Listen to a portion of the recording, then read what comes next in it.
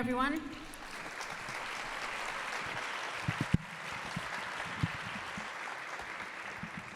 How are you all doing tonight? Well, you're here, and thank you so much for coming. Before we start, I'd like to do a land acknowledgement. UBC campus is on the unceded and stolen territories of the Musqueam peoples. SFU is on the unceded and stolen territories of the Musqueam, Squamish, and Tsleil-Waututh peoples. Welcome to the second Edward Said Memorial Lecture hosted by the Center for Comparative Muslim Studies at SFU. This is a unique opportunity where both of the city's top universities bring together some of the most inspiring public intellectuals of our time. You have been listening to the extraordinary music of two Eastern instrumental masters, Rafshan and Ibrahim. Please give them a round of applause.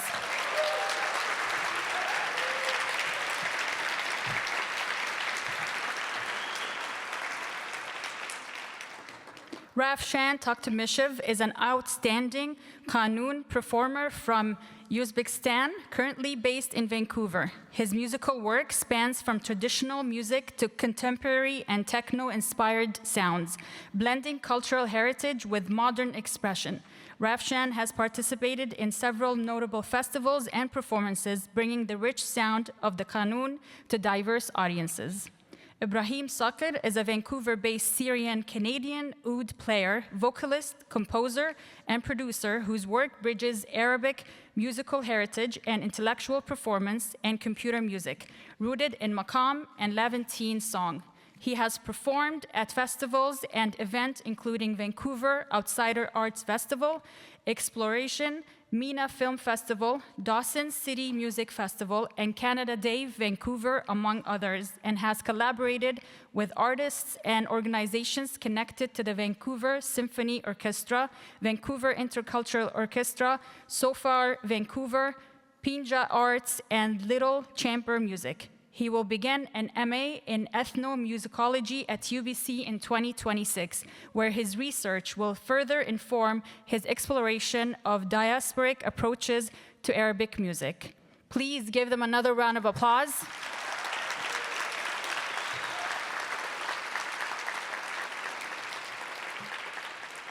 As they will now play a few more Palestinian songs to open our program for this evening. Please enjoy.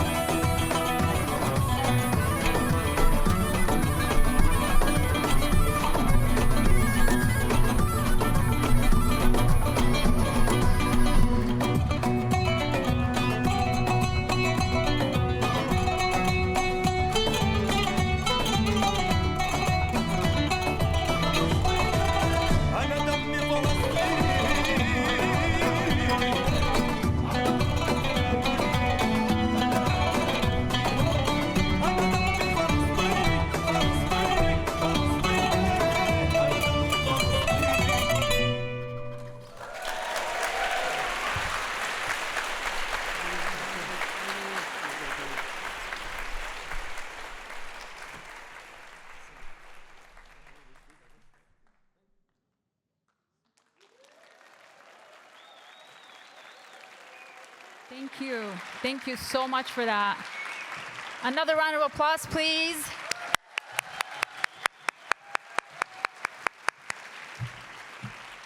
Vancouver, how are you doing now? Are you awake? Did that wake you up a little? Okay, well, it did wake me up. I'm going to introduce our first speaker for the night, Prof. Collins Ifinu. Prof. Collins Ifinu is an assistant professor of sociology in the Department of Sociology and Anthropology at Simon Fraser University, Canada. He earned his doctoral degree in sociology from the University of Alberta. His research focused on the intricate connection between Canada's labor, migration, and education policy, with particular attention to how these policy regimes shape the lived experiences of international students from sub-Saharan Africa. His publications have appeared in avenues such as Punishment and Society, Race, Ethnicity, and Education, and the Journal of Global Higher Education. He has also been involved in projects focused on capturing the perspectives of Black communities in the prairies, including co-authoring a report documenting Black Albertans' opinions on the federal government's Black justice strategy. Prof is a steering committee member of SFU's Institute for Black and Africa Diaspora Research and Engagement, IBADRA. Please welcome Prof.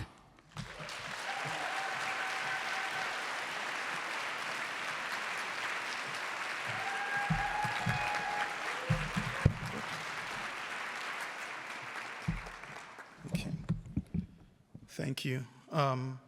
Good evening, everyone. I hope you're well.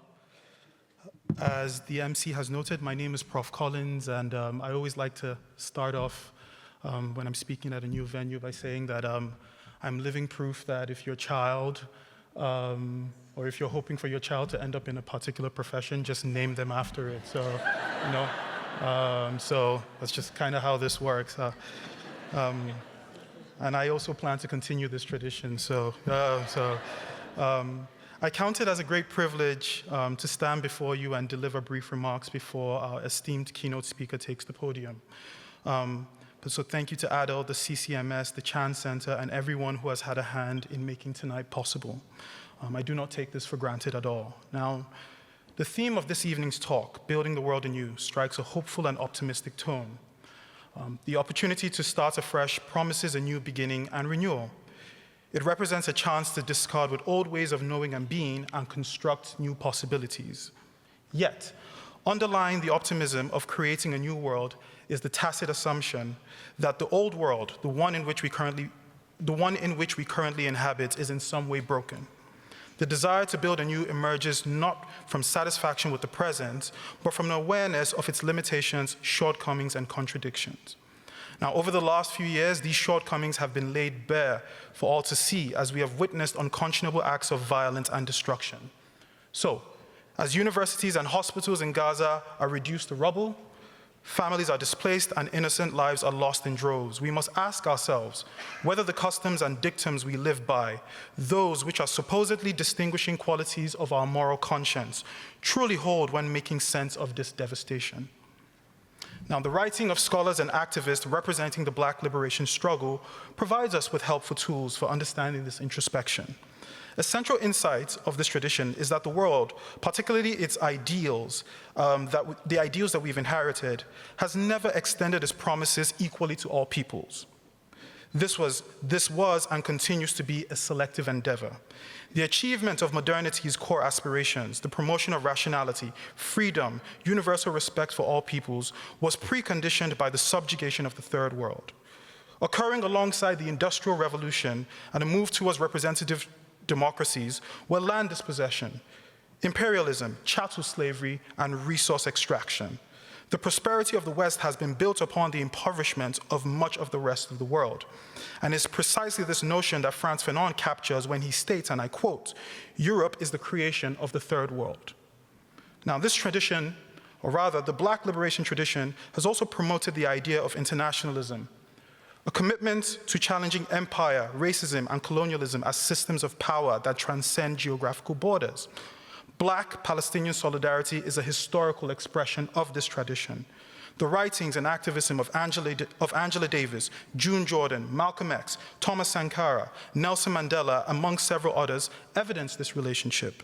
An unrelenting dedication to forging and sustaining transnational solidarity is what led Kwame Nkrumah to refer to Palestine as the tip of Africa.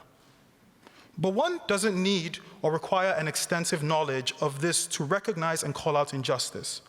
Now, I don't know who needs to hear this, but I'm here to tell you that you do not need a master's, a PhD, or any degree to recognize the humanity of others. Many of you, like me, have come here tonight with inquisitive minds, but heavy hearts. You feel things. I feel things. Perhaps you feel angry, not in the form of uncontrolled rage, but of the kind that Dr. Cornel West speaks of, an anger rooted in righteous indignation and a yearning for moral clarity. Now, through her scholarship and advocacy, Dr. Noura Erakat continues to serve as a beacon of hope and guidance in these trying times. Central to this new world she advocates is the notion of solidarity, a solidarity not based on identity politics, but a commitment to liberation and transnational justice. A solidarity that is not episodic or infrequent, a solidarity that does not conflate or collapse struggles into a singular narrative. Instead, this solidarity requires attentiveness and rigor. It contains an effort to understand the specifics of different struggles while also tracing the connections between them and holding these connections with care and ethical responsibility. Most importantly, this solidarity requires an unwavering respect for the humanity of all peoples, a recognition that until all of us are free, none of us are free. Thank you.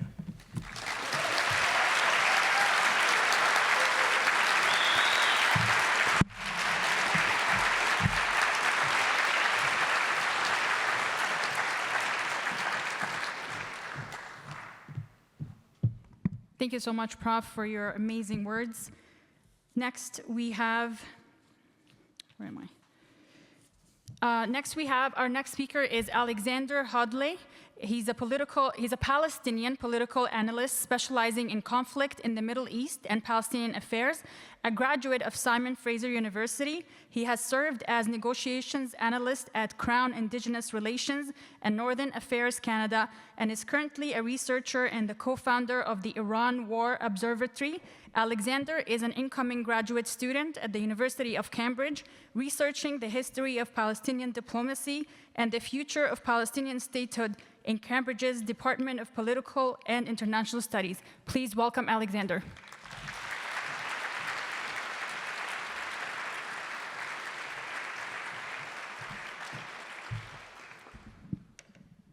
Good evening. It is a profound privilege to be speaking today at the Edward Said Memorial Lecture, alongside many activists and scholars I deeply admire. My introduction to Edward Said began, by no surprise, through my family. When my father was young, my jiddo would proudly tell him of successful Palestinians around the world, would make sure my father knew the vast array of Palestinians who served as leaders in their field and truly represented Palestinian excellence. Edward Said was one of them. Now, to be transparent, my father's relationship with Said's work is different than my own. While I was drawn to his political theory, the book that resonated most with my father was Edward Said's autobiography, Out of Place. Born as a Palestinian in Kuwait, my father lived the very displacement Said described, that constant, exhausting feeling of being stuck between worlds. The fact that I'm speaking today is actually a complete surprise to my family. So when I talked with him last night and asked what specifically connected him to the autobiography, he casually made a very poetic remark that completely struck me. He said that Said expressed exactly how he felt as a Palestinian, to not belong here, while also not having a there to belong to. To grow up Palestinian is often to inherit an identity defined primarily by what was lost. We inherit the heavy, generational grief of genocide and ethnic cleansing. We inherit an identity framed by the external world as a static tragedy or problem to be managed. For a long time, my relationship to my Palestinian identity was defined by a very defensive and disconnected posture. one which I don't think is uncommon for Palestinians my age, born in the diaspora, a passive, protective love for a homeland I didn't know, and one that felt entirely separate from the academic texts and political discourse I would encounter. Then I read Edward Said. Inspired by my grandfather and my father, I reached out to Dr. Iskandar to be my supervisor as I undertook a directed reading of Said's work. He agreed, and there began a shift for me. My father's reality was the silence of exile, a burden of navigating a world that demonized or outright denied his ethnicity. But if out of place gave voice to his displacement, it was Said's The Question of Palestine that gave a map to my purpose. Reading The Question of Palestine was the moment the fog cleared for me. For the first time, I saw our struggle not just as a series of desperate, tragic events passed down through family, but as a systematic political reality.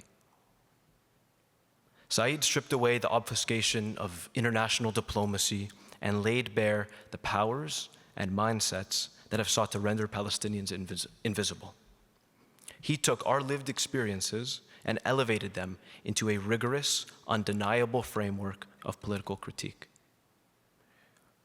Edward Said's work shaped the very trajectory of my life. It taught me that to be Palestinian is to not just survive, it is to analyze, to contest, and to negotiate our place in the world with absolute intellectual precision. It sparked the realization inside of me that I didn't know was missing. That the pursuit of Palestinian self-determination demands much more than sentimentality. It demands rigorous scholarship. It demands understanding the architectures of statecraft and power so deeply that we can dismantle the narratives used to dispossess us. To continue his legacy means we cannot treat Palestine merely as an object of abstract academic curiosity or distant sympathy. We must treat the study of Palestine as a vital, living piece of the global struggle for human dignity. As I look towards the future, I know the standard has been set incredibly high. In my life and academic journey, I would be immensely proud if my work could offer even half the contribution to the Palestinian cause that Edward Said achieved. But as a human being, I would be prouder still if I could become even half the man someone like my father is. Like many other Palestinians, he is a man who spent his life navigating the pain of displacement. Yet he still managed to build a foundation of dignity, love, and purpose for me to stand on today. Edward Said is the beacon that guides our scholarship. But it is the millions of Palestinians, steadfast and simply existing on the ground, who keep us going every single day. Thank you.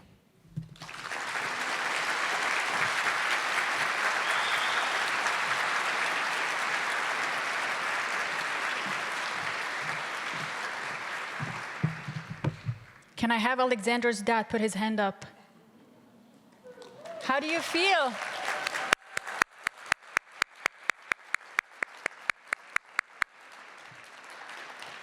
It was very touching. Thank you so much, Alexander, for sharing your lived experience as a Palestinian.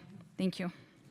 Our next speaker is Salome Ayouak. She's an East African organizer and graduate student in the Department of Geography at the University of British Columbia. Her work bridges academia and grassroots organizing, aligning with African-centered movements committed to liberation through the eradication of imperialism. Please welcome Salome.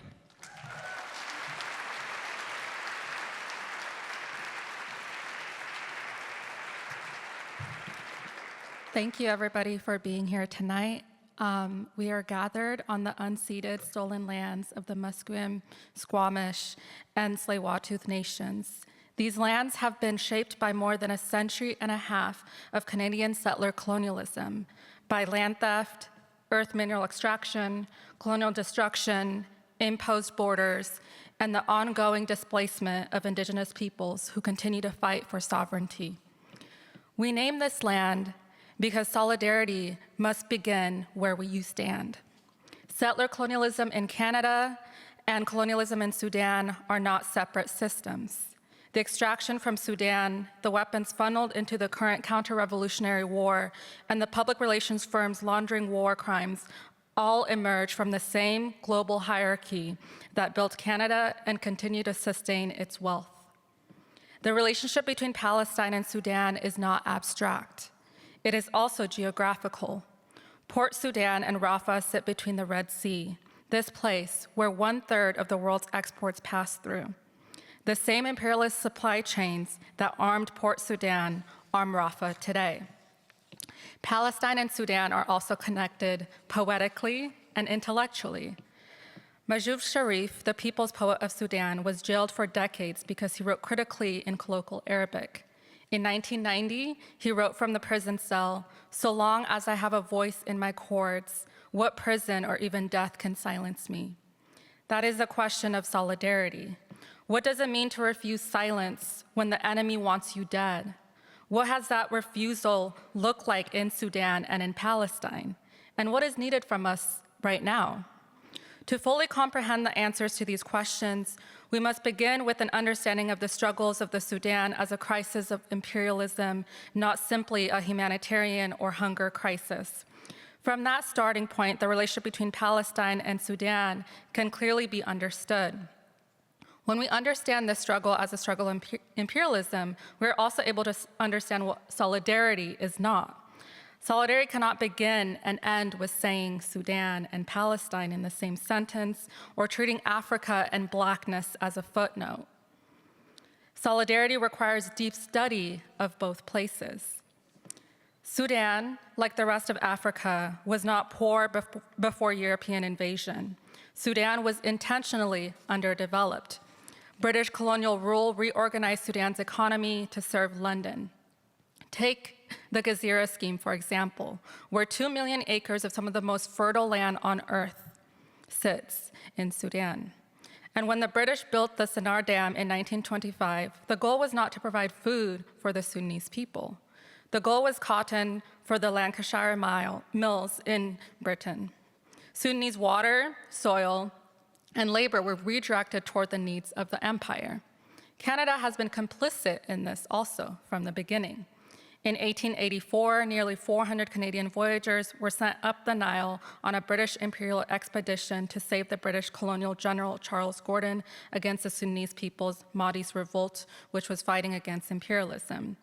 The expedition failed, 16 Canadians died, and today that pattern continues in which these projects send their folks to go and save each other, not in the interest of Black African peoples. The Sudanese geographer Al-Radasi documents a plan originating with British colonialism and continuing with the United States and the Zionist entity of so-called Israel to break Sudan into weak mini-states. The goal being to control Sudan's earth minerals and diminish its support for the Palestinian cause. The British laid the groundwork through legal separation. A law in 1920 required passports to travel between North and South. Additionally, a language policy in 1928 banned Arabic in the South. Britain created separate nationalities within a single border designed to be broken. These violent acts are what the pan-Euro-American white supremacist solidarity looks like. Our solidarity, the solidarity of the colonized people of the world, must look different. We have some historical accounts to borrow from. In 1967, the Arab League convened an emergency summit in Khartoum. The resolution that passed became known as the 3 No's. No peace with Israel, no recognition of Israel, no negotiations with Israel. Sudan hosted that summit. 2 years later, the same city opens its doors to liberation movements from across Africa. Delegates from more than 50 countries gathered. At this time, Sudan became the first country in the region to close all of its air, sea, and land ports to the Zionist entity. By 1973, African countries severed ties with the Zionist entity en masse for the first time. Sudan was the leader. And then there is the Black feminist poet June Jordan. In 1982, during the Zionist entity invasion of Lebanon and the massacres at Sabra and Shatila, she wrote, I was born a Black woman, and now I become a Palestinian. She wrote an open letter taking responsibility for the invasion, declaring, I claim responsibility for the Zionist entity crimes against humanity because I am an American, and American monies made these atrocities possible. That letter was never published. It was blocked by Zionist feminists. Jordan later wrote, I commit to friction and the understanding of the pearl. A pearl is made by friction. Solidarity is friction. It means losing friends, and it means showing up anyway. But what must solidarity confront? Solidarity must confront the system of racial capitalism and global white supremacy that structures both Sudan and Palestine. The Arab geographers who named Bilad al-Sudan, meaning the land of the blacks, created a racial geography that empire later weaponized. The same logic that turned Darfur into a conflict framed as Arab versus Africans is used today to justify bombings of Gaza. That framing is a trap. Once you separate Sudan along these lines, you legitimize the next invasion and the next carve of earth materials. Kwame Nkrumah, the Pan-African organizer, did not separate struggles. He linked them. Similarly, Malcolm X called the economic leg of imperialism dollarism. He saw Sudan as a window into resistance, African history, and global South's fight against colonialism. Today, the military leg of imperialism sits in East Africa, where most United States bases through the U.S. Africa Command on the continent surround Sudan, Somalia, and the Red Sea. Khartoum, the same Sunni city that gave the world the three no's against the Zionist entity in 1967, has given us a new set of three no's from Sudanese revolutionaries today. No negotiations, no partnerships, and no legitimacy for the military rulers who killed more than 100 protesters and threw their bodies in the Nile. Let me return where we are now, Canada. Canada is not a neutral observer. From the ports right here in so-called Vancouver, Canada, is sending weapons components to the United Arab Emirates, knowing they feel the rapid support forces. A Canadian public relations firm runs propaganda for those same forces from offices in Vancouver and in Toronto. Weapons leave Ontario factories, arrive in Dubai, arrive in Darfur, and end up in the hands of forces who burn people alive. As of last month, more than 12 million people have been displaced from Sudan, more than 12 million. The entire country is in the 5th stage of famine. That means starvation is widespread, and death is imminent. Edward Said wrote that the intellectual's role is to speak truth to power from within the halls of power. Said wrote from exile. Mahjoub Sharif wrote from a prison cell. Both understood that silence is death. Sharif wrote from his cell, "What I do fear, though, what makes me particularly anxious is death dealing a blow to my conscience.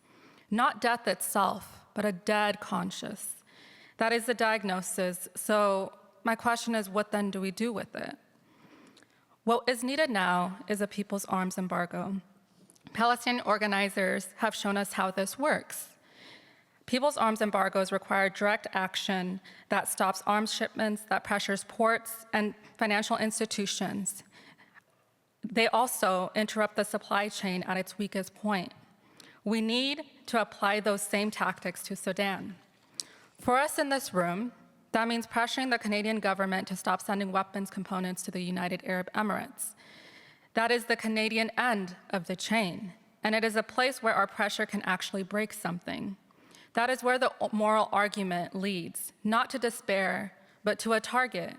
The same system that built the Gezira scheme that now fuels the rapid support forces, that system has a supply chain. And supply chains can be broken. June Jordan wrote, "We are the ones we have been waiting for." Mahjoub Sharif wrote, "So long as I have a voice in my chords, what prison or even death can silence me?" Nothing silences us when we build together, and we are building right now from Port Sudan to Rafah. Thank you.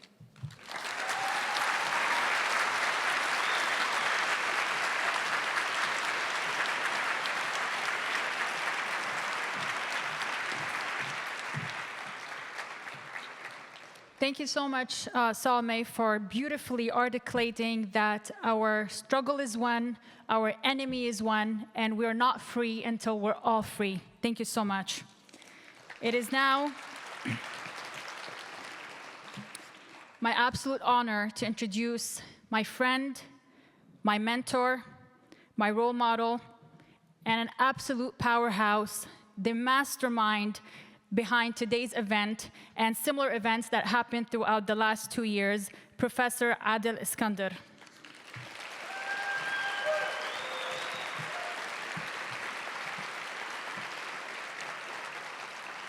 Professor Adel Iskandar is the director of the Center for Comparative Muslim Studies and an associate professor of global communication at Simon Fraser University in Vancouver, Burnaby. He is an author, co-author, and the editor of several works, including Egypt in Flux, Essays on an Unfinished Revolution, Al Jazeera, The Story of the Network That Is Rattling Governments and Redefining Modern Journalism, and Edward Said, A Legacy of Emancipation and Representation. Iskandar's work deals with media, identity, and politics. Please give him a round of applause and welcome him to the stage.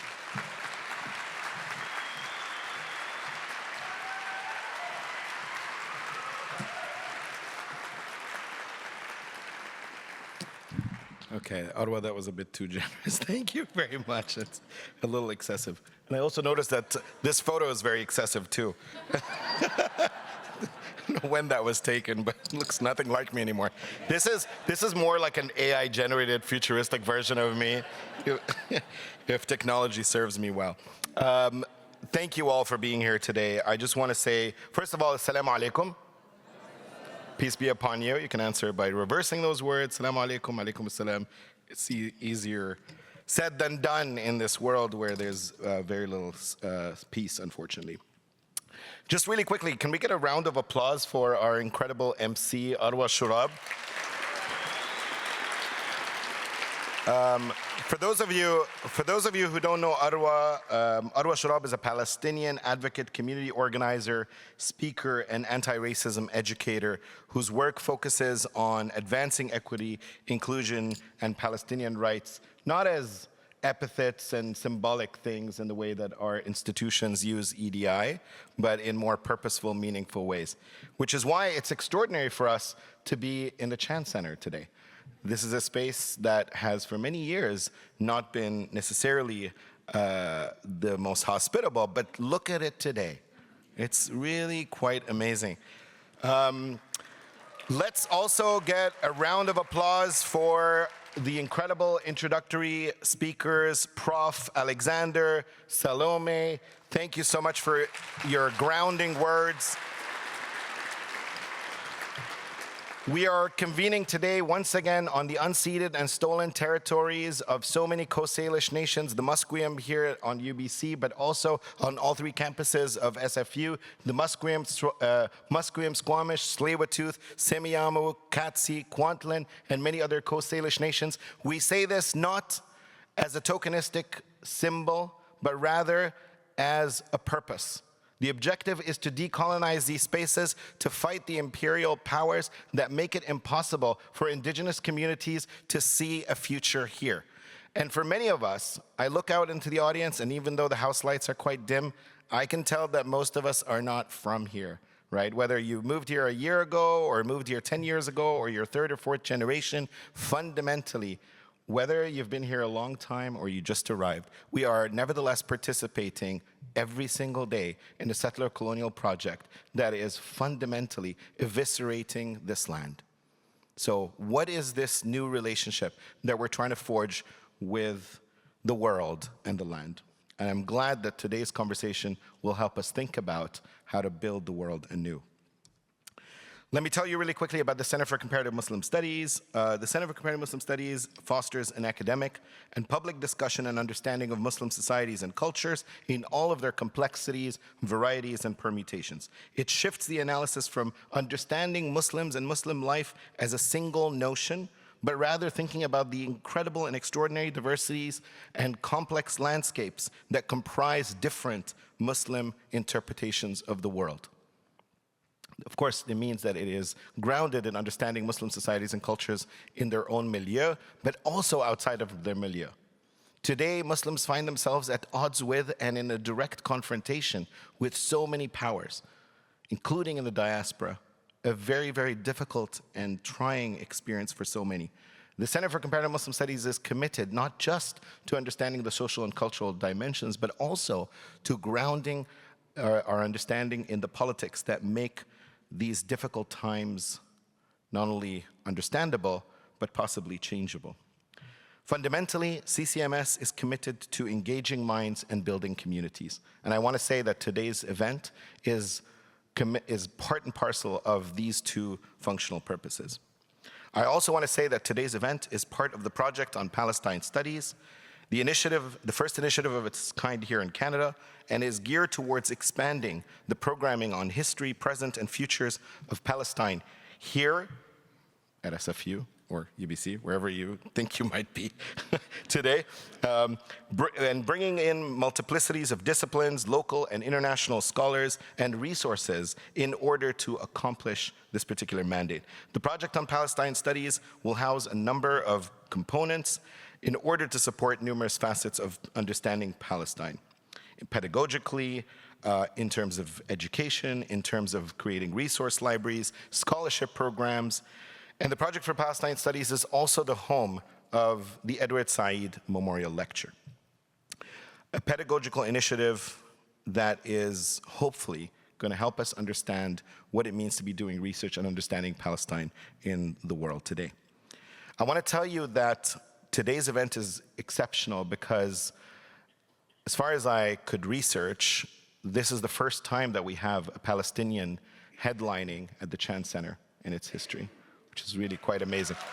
Public speaker, there have been musicians, but public speaker, keynoter, and also today, an incredible roster of Palestinian activists, creative minds, and public intellectuals. This is the second Edward Said Memorial Lecture, following a rousing and immensely powerful inaugural event last year with Dr. Professor Brother Cornel West, which you have to use those titles for him to reflect his fraternity with the world and all of us.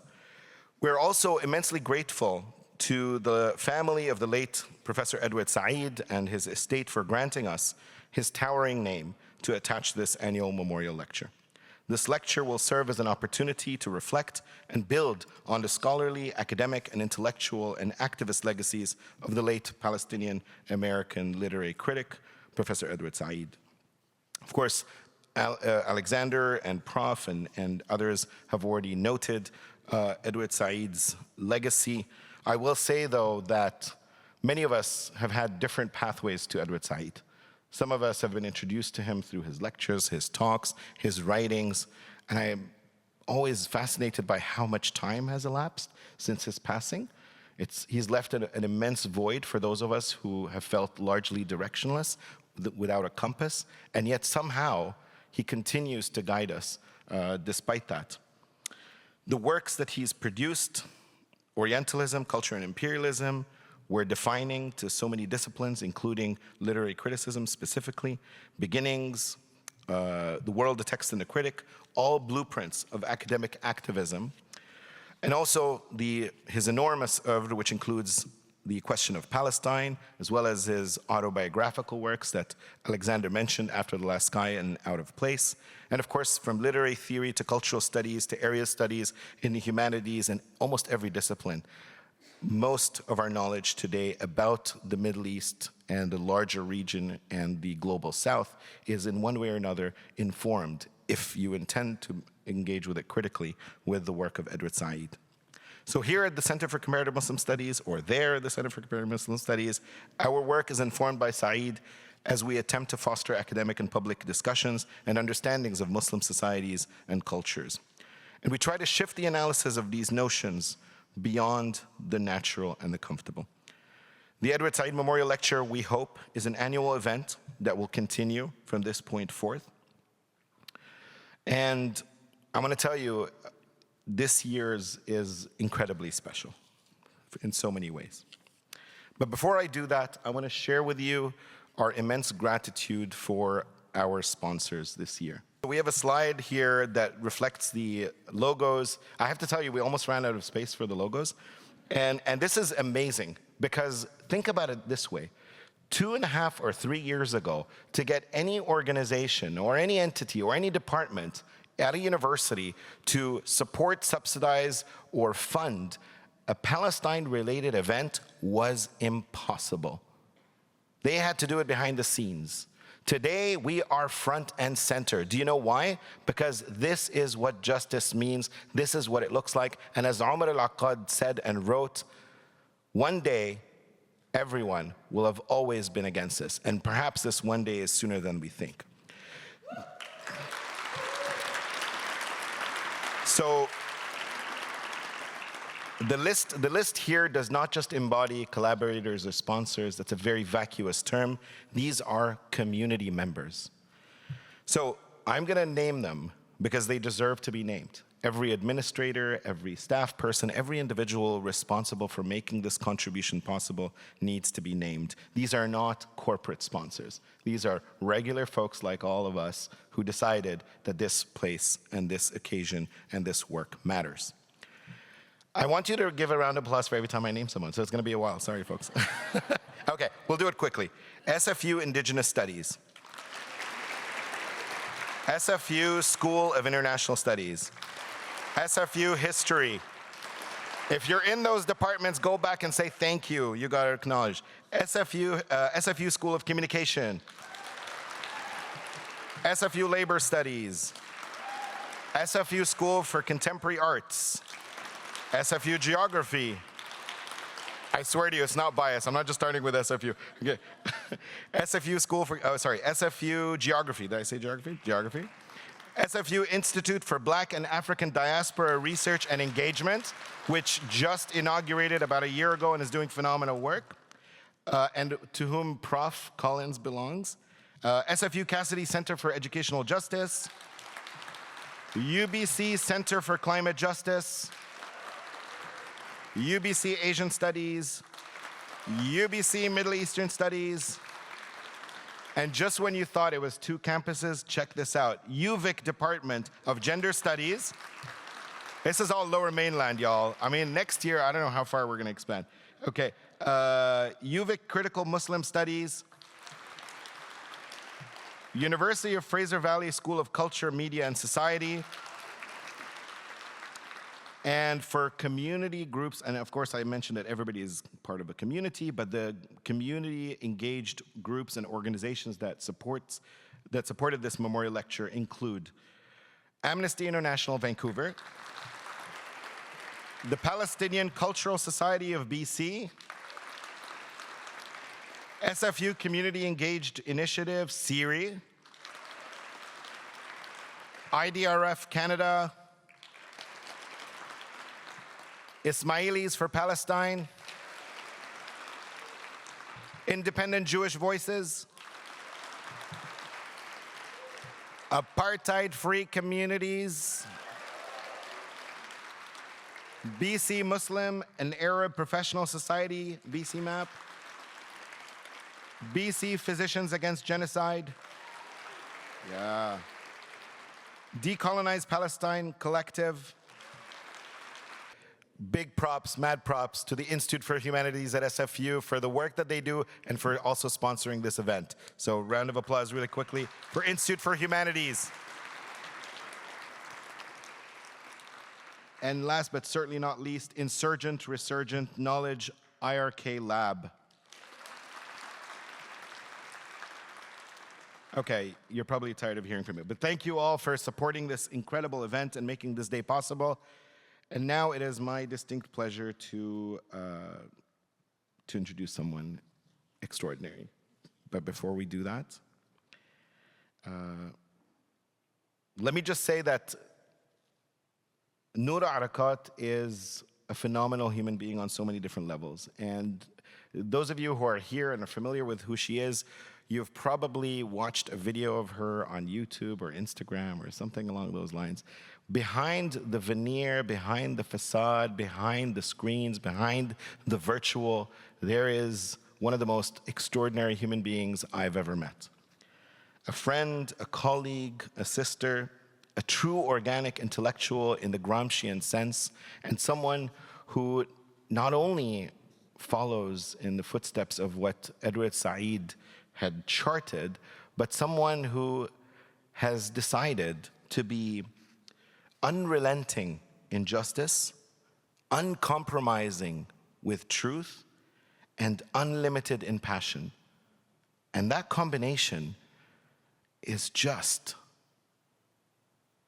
I don't know, there's no way to describe it. It is truly phenomenal to witness Noura in her element.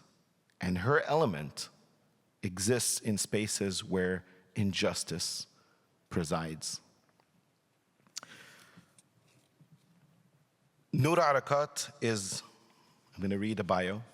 Noura Erakat is a professor of Africana Studies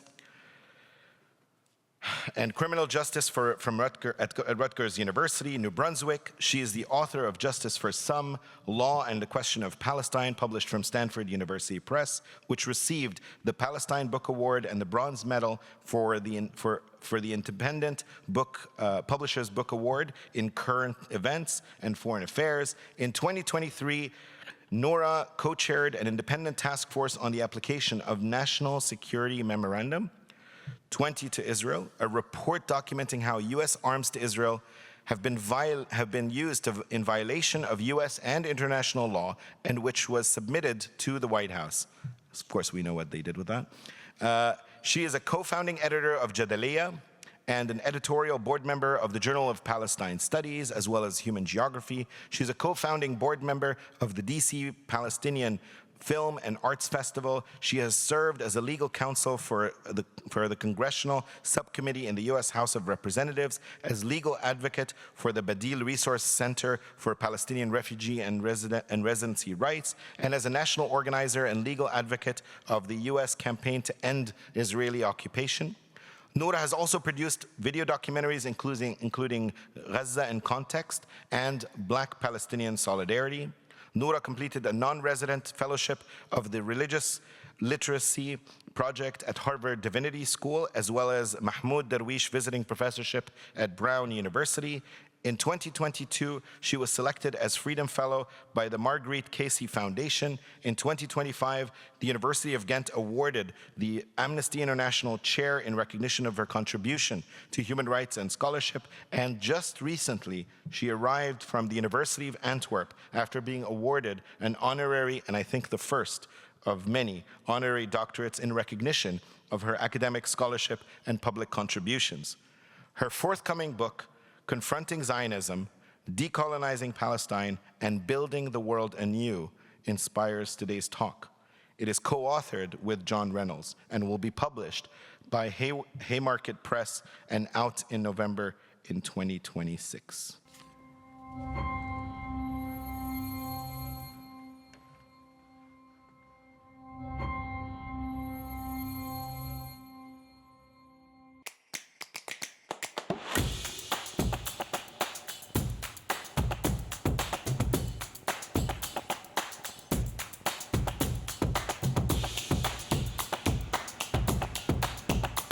A lecture this evening for SFU's Center for Comparative Muslim Studies.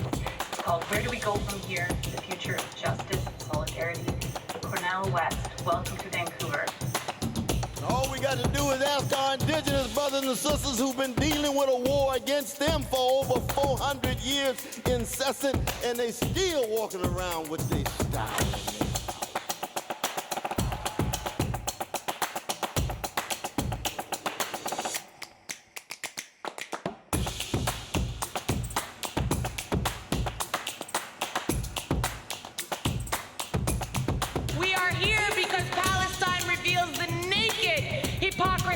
Of Western universalism. It reveals our enduring colonial reality, and it offers a glimpse into a future without colonialism.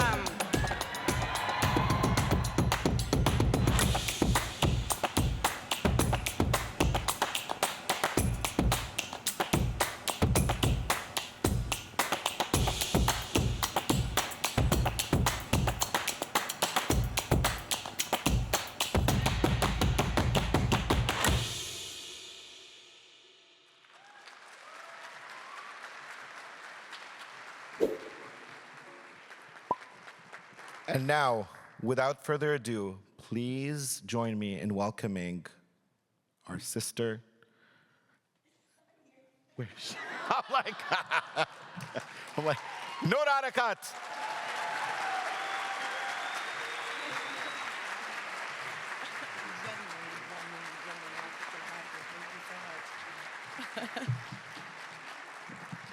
السلام عليكم.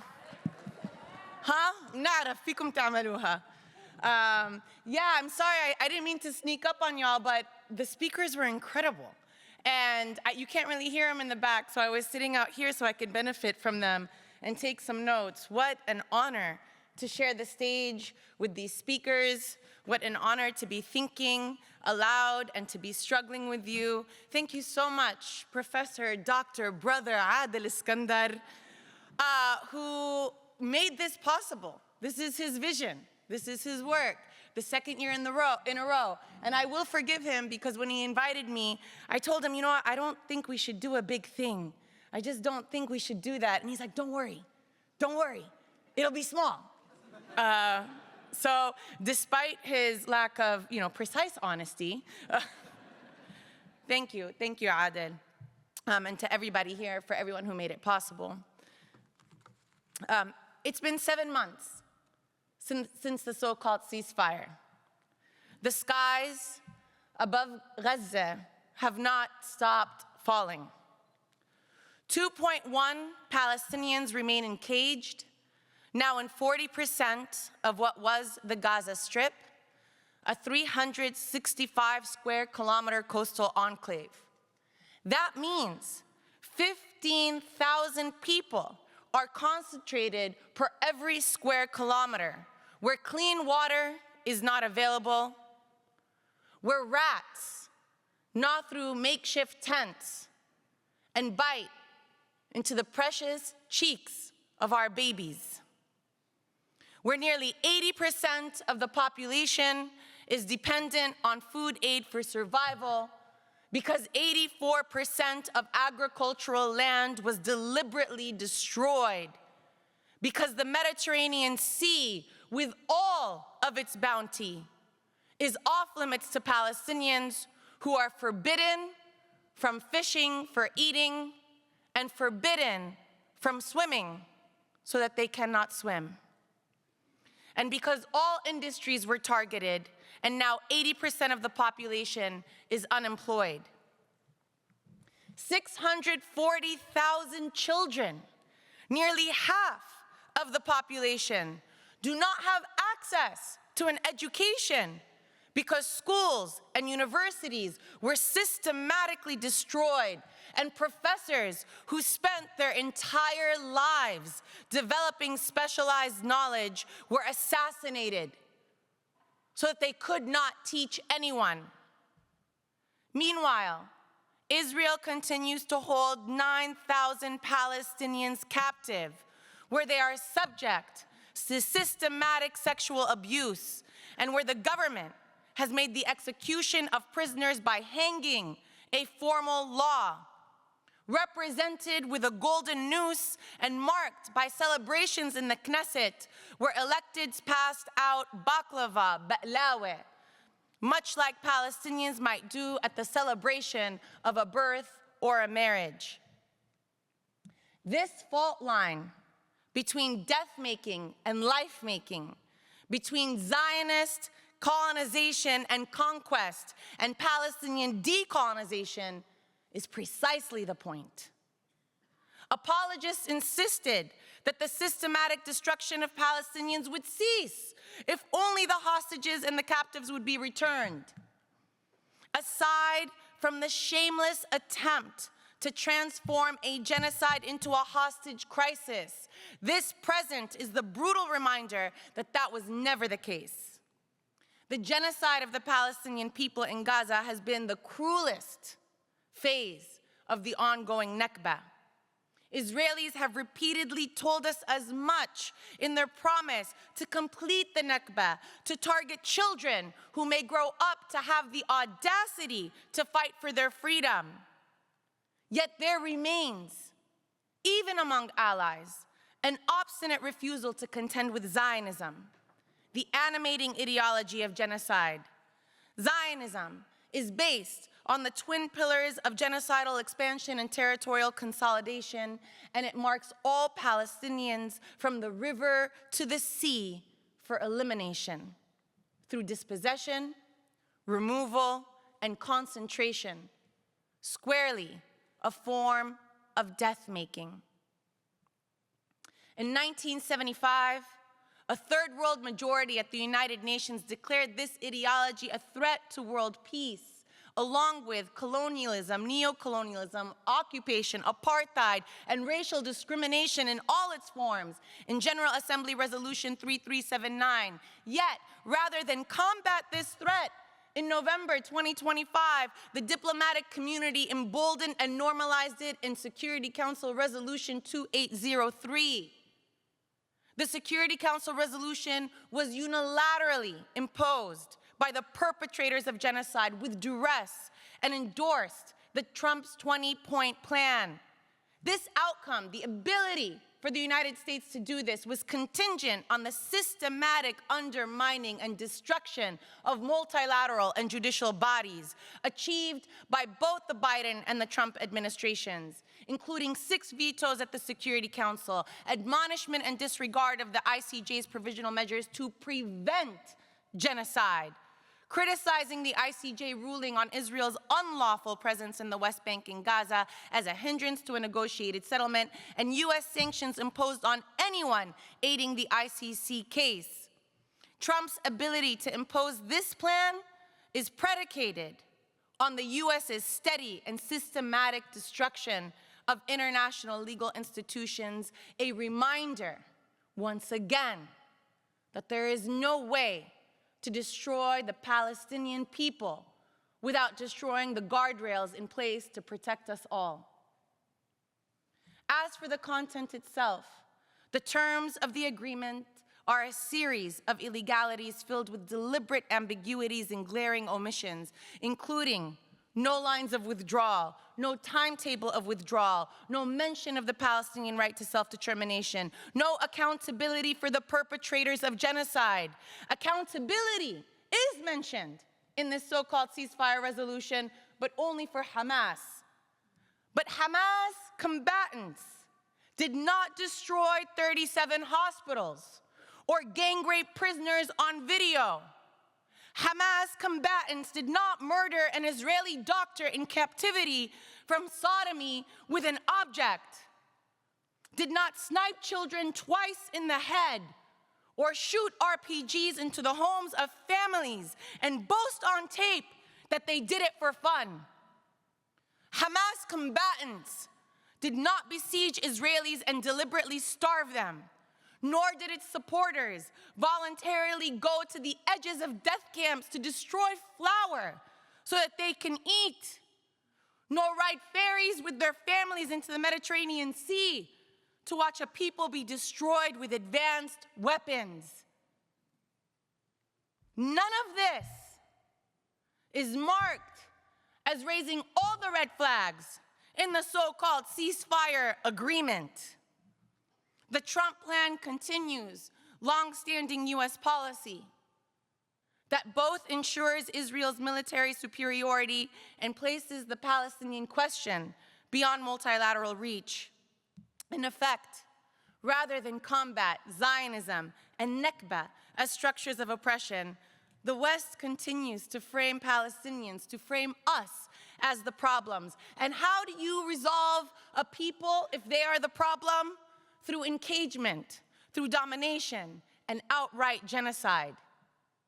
Jared Kushner's presentation at Davos, together with leaked documents, shows that the plan is emblematic of settler fantasies that seek to displace and destroy indigenous worlds and replace them with colonial ones.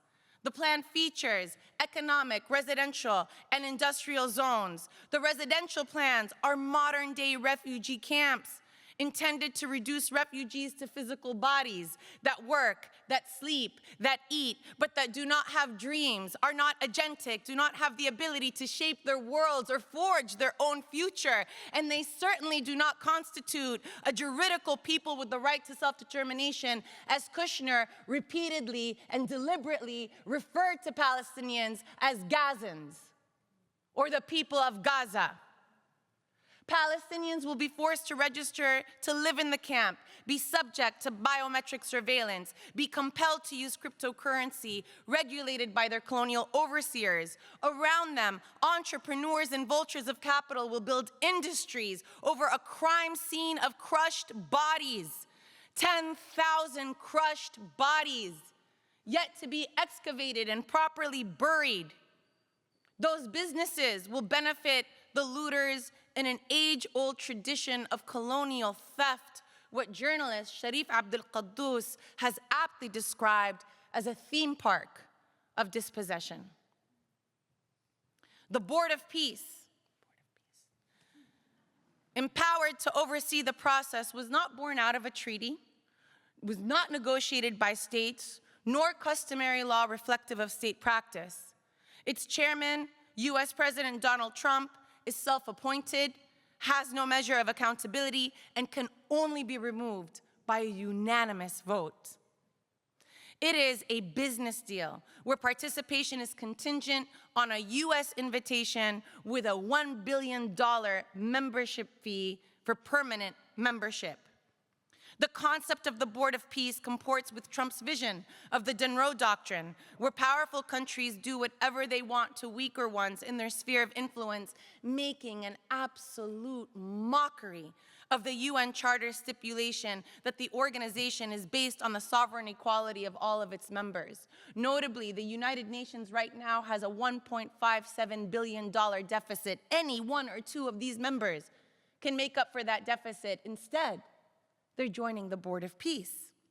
Indeed, the BOP must be understood as an experiment of governing people, but also a test model for global governance. It aims to privatize multilateral systems in the name of efficiency, where law is optional at best. So-called peace will not be achieved by peoples or heads of state, but instead by invitation only in an exclusive club where aggressors can more effectively evade accountability for atrocity crimes. Not only does this Board of Peace seek to bypass the United Nations, but it may ultimately seek to replace it. The BOP is being introduced in Gaza, but it is not meant just for Palestinians. The systematic destruction of international law in Gaza has paved the way for mounting and unhinged threats across the globe. In Venezuela, the United States launched a joint military and law enforcement operation that kidnapped President Nicolas Maduro and his wife Celia Flores. The Trump administration then boldly announced that it would run the sovereign country until a transition of power the US deems suitable, namely an ability to control its oil industry, which represents the greatest oil reserves in the world. Still, and nonetheless, the US justified its aggression as an act of self-defense, and has threatened the rest of the Caribbean and Latin American states with similar aggression should they dare to exercise their sovereignty.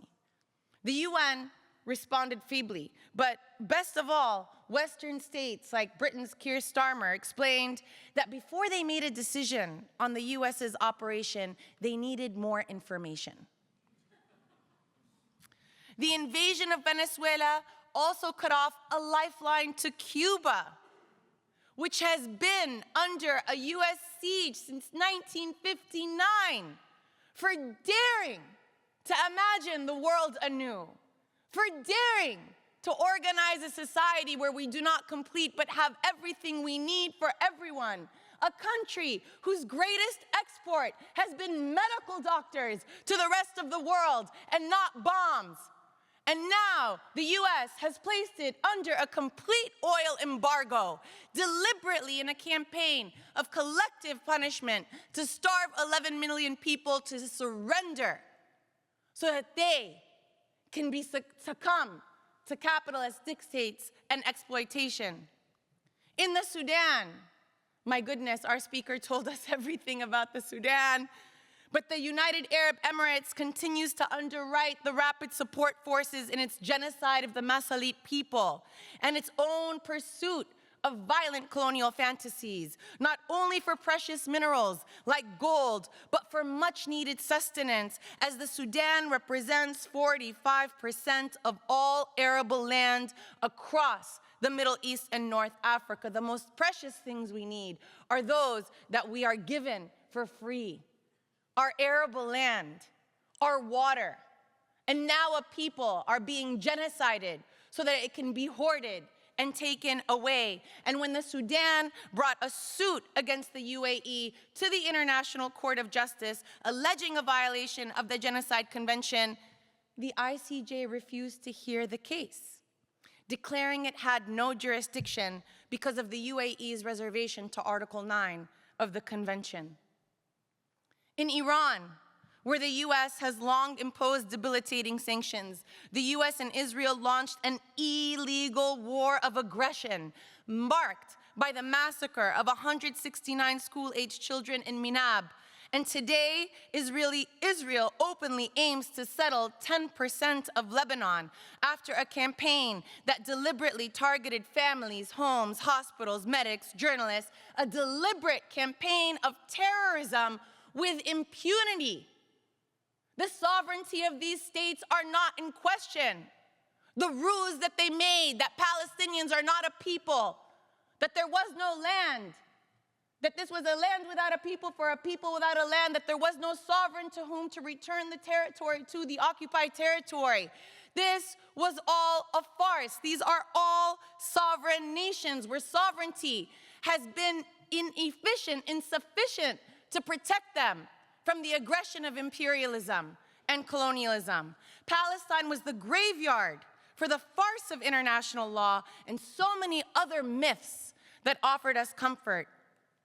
It has exposed the colonial nature of the world and the naked racism that determines who lives and who dies every day. But Palestine is also the ultimate source of hope for new and better worlds that we so need and very much deserve. Because if we cannot hold the limit that genocide is the worst of all atrocity crimes, if we cannot demonstrate that destroying a people for the sake of territory, extracting resources, stealing land, fulfilling a religious prophecy, achieving absolute security, or for whatever reason whatsoever, if we cannot demonstrate that genocide is never a legitimate policy option, not for anyone, not anywhere, then we, all of us, have already surrendered our future. Doing this work in Palestine is not the only place to do it, clearly, but is arguably the most challenging front because it requires overcoming a racial logic that assumes first that Jewish life is supreme and must be protected at all costs, and second, that Palestinian life is unworthy anyway. Zionist ideology makes this logic common sense. And unless we are able to confront that racial logic, unless we are able to affirm that all life is precious, then we are not normalizing genocide again. And I say again because it has already been normalized when we are here on stolen land speaking in English and not in Squamish, for example. We are normalizing it again in our lifetime. Then we are also normalizing racial supremacy. Zionist logic mirrors the logic of other racial supremacists scrambling to ensure the right to dominate in the name of self-determination. Their grievances, so let me tell you why it's domination and not. When you hear white power versus black power is a you already know the answer to this. Black power is a rallying cry to end oppression, to end end white supremacy, to remove the shackles, to demonstrate the equality of humanity. But when white nationalists tell you, white power, that they're a minority, that they deserve to have their share and the law work for them, they are not seeking to remove a form of oppression. They are demanding the right to dominate. And in this instance, that reflects a common anxiety and aspiration. The anxiety is that demographic threats. Who are the threats? Us. We're the demographic threat. That we as a threat, by our numbers, and growing our families, and being alive, and being safe, and sleeping in shelter, and educating our children, and celebrating life with one another. Together, with progressive politics, will make them a minority at existential risk. The aspiration is to continue to dominate in the name of national sovereignty. Zionists are not unique in these claims, except for the fact that they have been the most successful at claiming the status of permanent victimhood because of the real history of racial subjugation and the genocide of Jewish people. But the fact that material conditions have rarely undermined Zionist claims of insecurity, rarely undermined Zionist claims of victimhood, even at the height of genocide, even as Palestinian babies were burning in tents, where they were asphyxiated by plastic tents before their skin melted off of them. And a PBS News anchor still asked me, but how do the Jewish Israelis feel? Even in that moment, none of that has offered a legitimating framework for the racial anxieties and the sovereign aspirations of other dominant groups. Richard Spencer, an early leader of the alt-right neo-fascist movements in the United States who got clocked in the face, as Antifa will do, said as much after the passage of Israel's 2018 nation-state law, when he exalted Israel. The 2018 nation-state law basically said that only Jews have the right to self-determination from the river to the sea as a constitutional right in the non-existing constitution. As a model for the future of European sovereignty. He said this is a model for the future of European sovereignty, and what he means, it's a model for a white American ethno-state, indeed. Meanwhile, Afrikaners who miss the days of apartheid in southern Africa, many who have converted to Judaism, and many who are Jewish, but many converted to Judaism and settled in Palestine to revive their own privilege at the apex of a racist system. They have found an ally in Trump who declares that there's a white genocide in South Africa. A clear opportunity to reclaim white victimhood and to justify their domination. Be wary here. This is a message for all of us, because they are setting up an argument that reparations, land restitution, accountability, that decolonization is genocide. That too, and I'm happy to answer questions about why it's not, but you already know.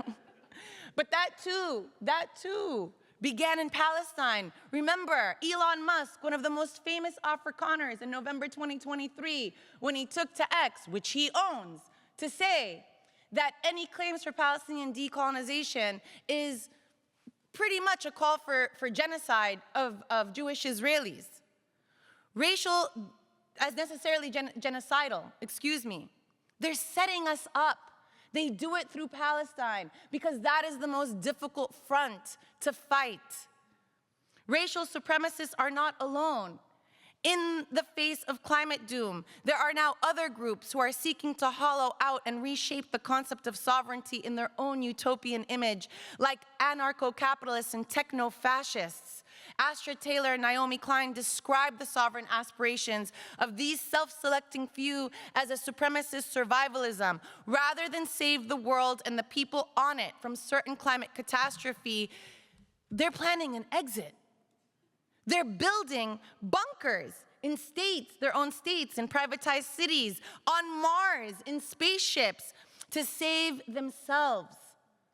For these survivalists, empathy is weakness. Or Elon Musk says it was one of the worst things to happen to Western society. He means white people.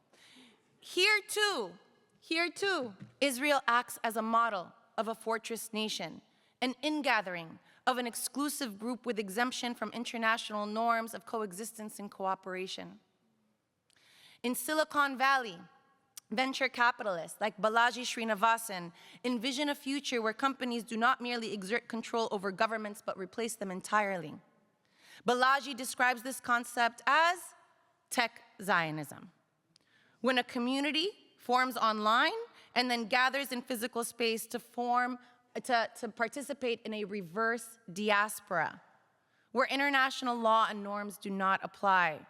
For these tech Zionists, it does not matter what happens to the masses as long as the few and deserving few survive. Here we recall the words of Colombian President Gustavo Petro, who warned in late 2023 that what we are seeing in Gaza is a rehearsal for the future. That future is here, and we are living in a time of outright destruction. Destruction is debilitating, but every ending is also the beginning of something new. Our adversary has dystopian plans for that new world, and we must have our plans as well. We must plant seeds in this moment, because not everything will survive these fires or the fires yet to come.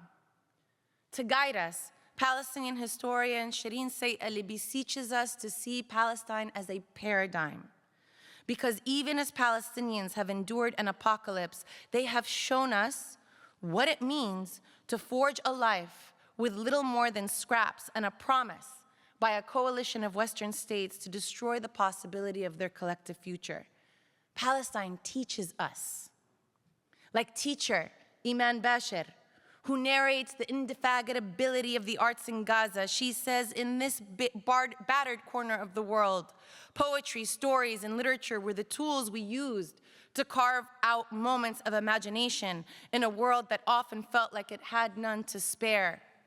Like Nesma al-Nabih, who began her school years under Israeli bombardment as a 4-year-old girl in 2012, she survived 5 wars and a genocide, while studying through displacement, loss of multiple family members and teachers, electricity, blackouts, and hunger, to finish school in 2025, fluent in 3 languages, gifted in mathematics and physics, and dreaming of becoming a doctor.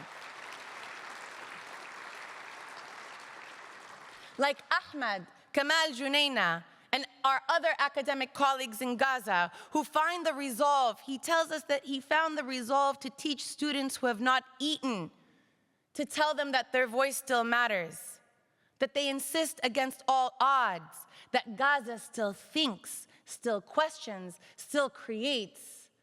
Professor Junaina will be a Radcliffe Fellow this year at Harvard University. Give him a round of applause.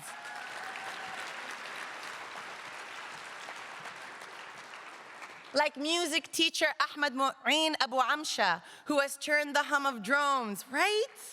Who are these people? كيف؟ ضلني أسأل حالي كيف أنا فلسطينية مثلهم?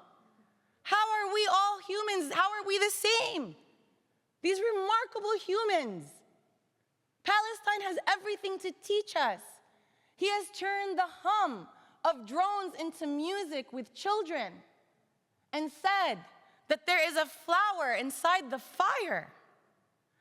Palestinians have taught us how to create life ingeniously, incessantly, to refuse surrender. This embodied practice, this embodied Palestinian practice, constitutes the foundation of a decolonized future that underscores that decolonization is not just about dismantling what exists, but about building something entirely new. Squarely a form of life-making.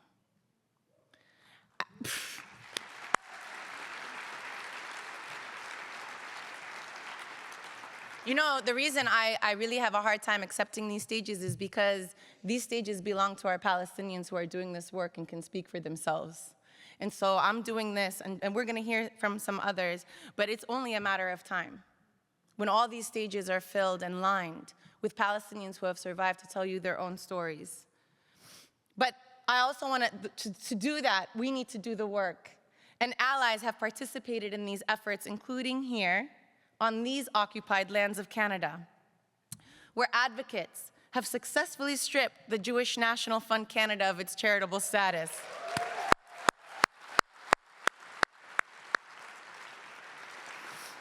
In 2024, the Canada Revenue Agency published a 350-page revocation file that referred to JNF fundraising campaigns for tree planting in Israel as a gimmick. The Revenue Agency concluded that multiple JNF activities supported the armed forces of another country and were contrary to international law and Canadian public policies. Despite multiple appeals, because you know they tried, the revocation has been upheld. Similar challenges are ongoing in the United States and Britain, other settler colonies, and if they are successful, it will mark a significant step in exposing the JNF's role as an organization of conquest and colonization, not of charity and conservation. Thank all of you. Thank you all for making that possible. This was your relentless work and labor.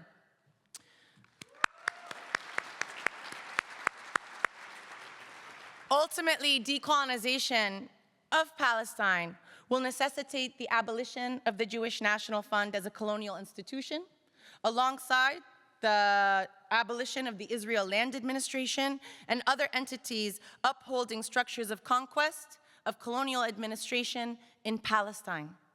New institutions and programs will be needed to redistribute the land, all of it, and to facilitate the logistics of refugee return. And Palestinians are already busy preparing for that moment.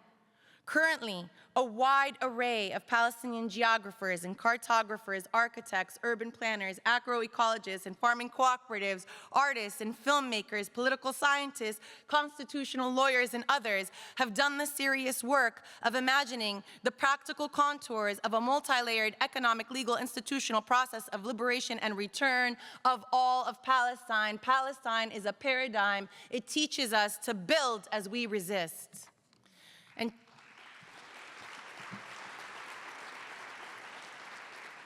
today, the battle for and against Zionism, specifically the supremacist claim to an exclusive homeland in a place where a native people exist, and more generally, the supremacist claim to survive as others perish, is global in scale.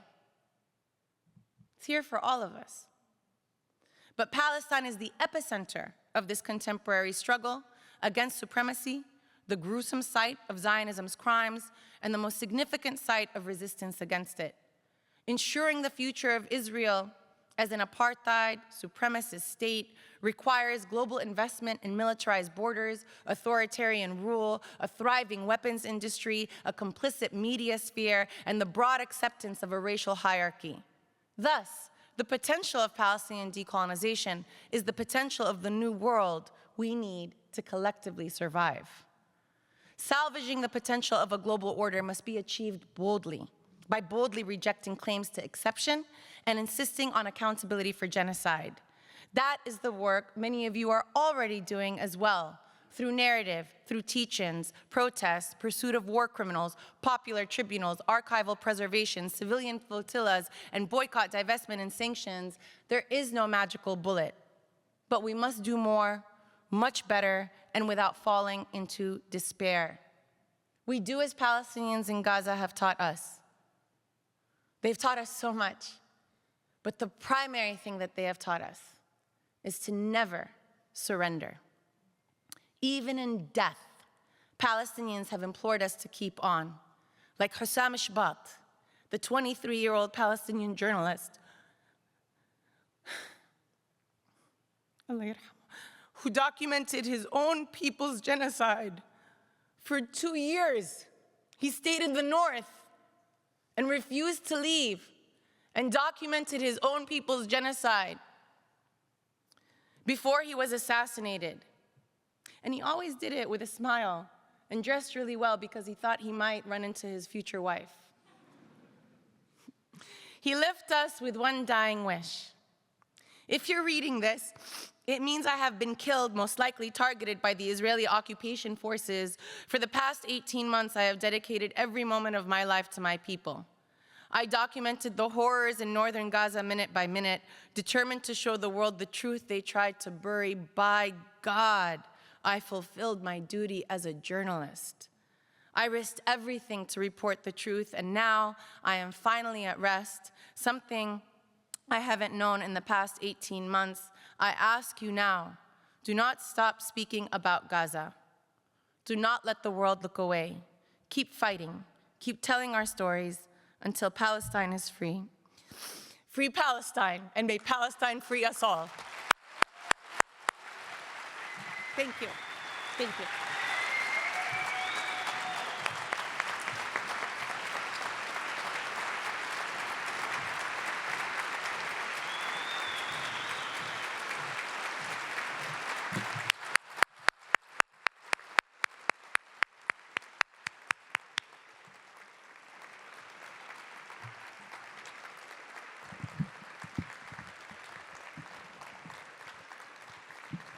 Wow.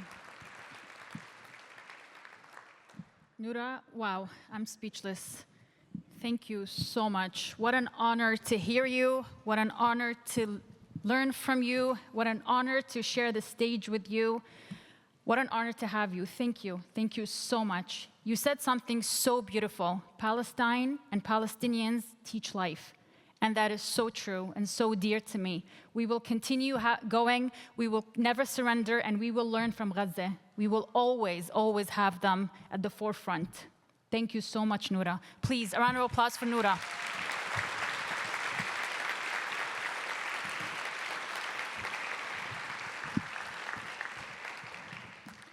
We will now be moving into a fireside chat with special guests, where you will hear their reflections, experiences, and insights in conversation with Noura Erakat. Our first guest is Dania Majid. Dania is the co-founder and president of the Arab Canadian Lawyers Association. She's also the co-founder and artistic director of the Toronto Palestinian Film Festival. In addition to being a longtime advocate for the Palestinian and Arab community, she is also a human rights lawyer and housing advocate with a legal aid clinic in Ontario. Dania completed her Bachelor's of Science at the University of Toronto before completing her MES LLB at York University, Osgoode Hall. Please welcome Dania.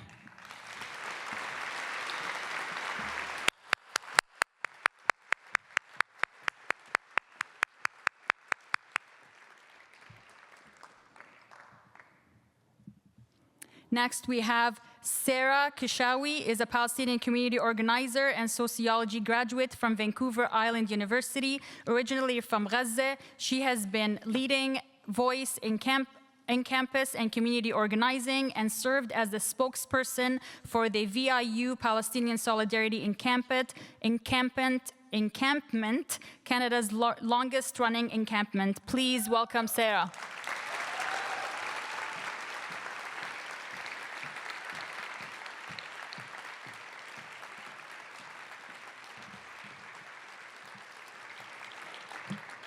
And please re-welcome Professor Adel Iskandar.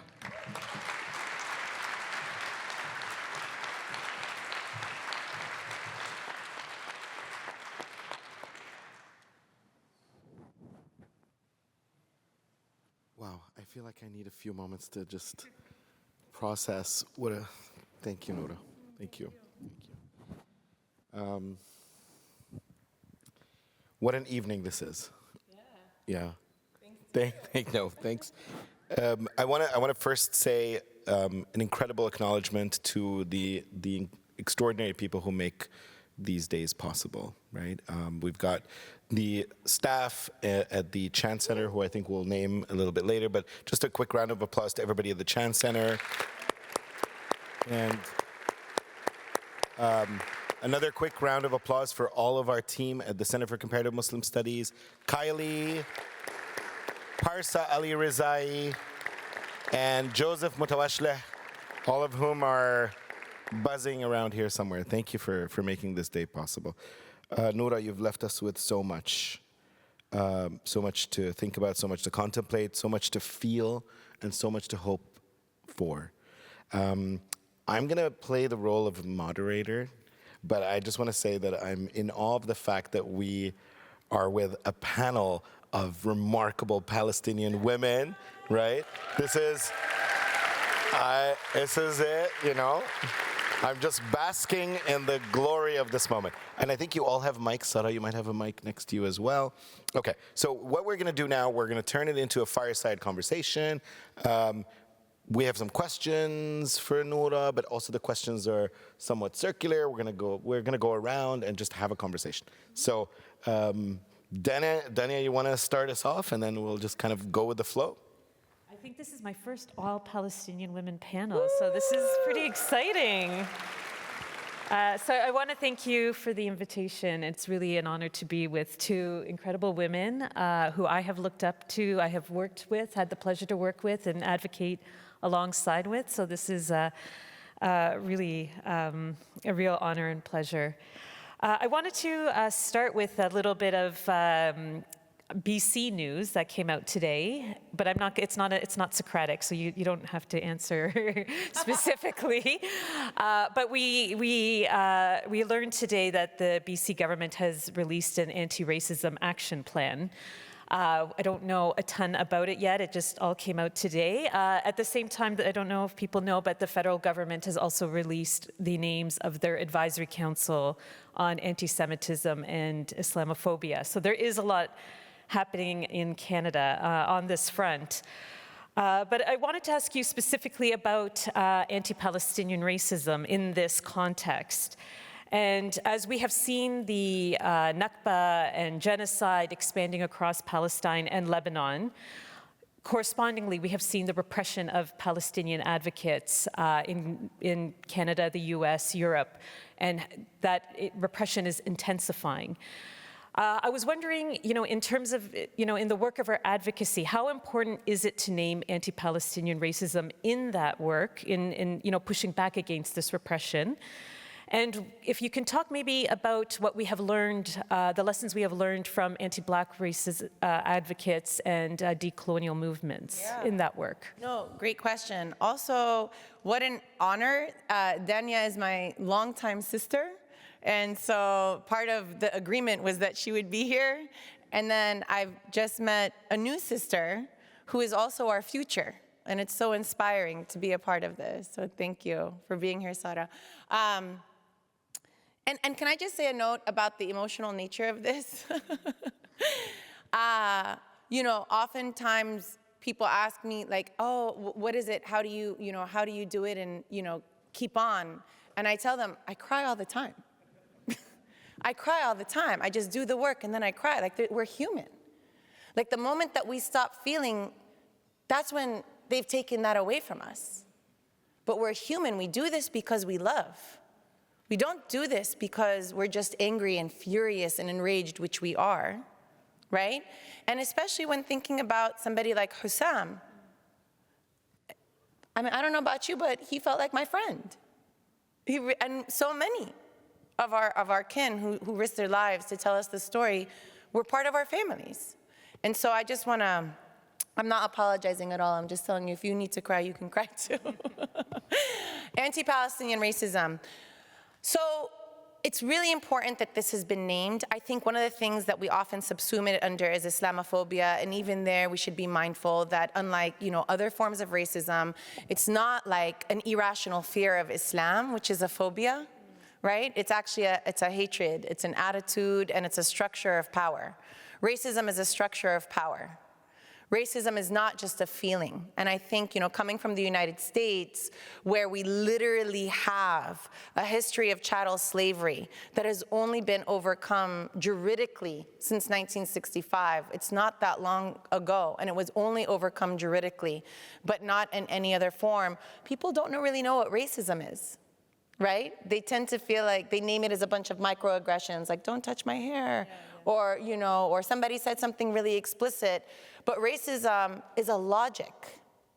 It is a logic that naturalizes the maldistribution of power and resources that allows some people to live and others to die, and we somehow think it's common sense and don't revolt every day.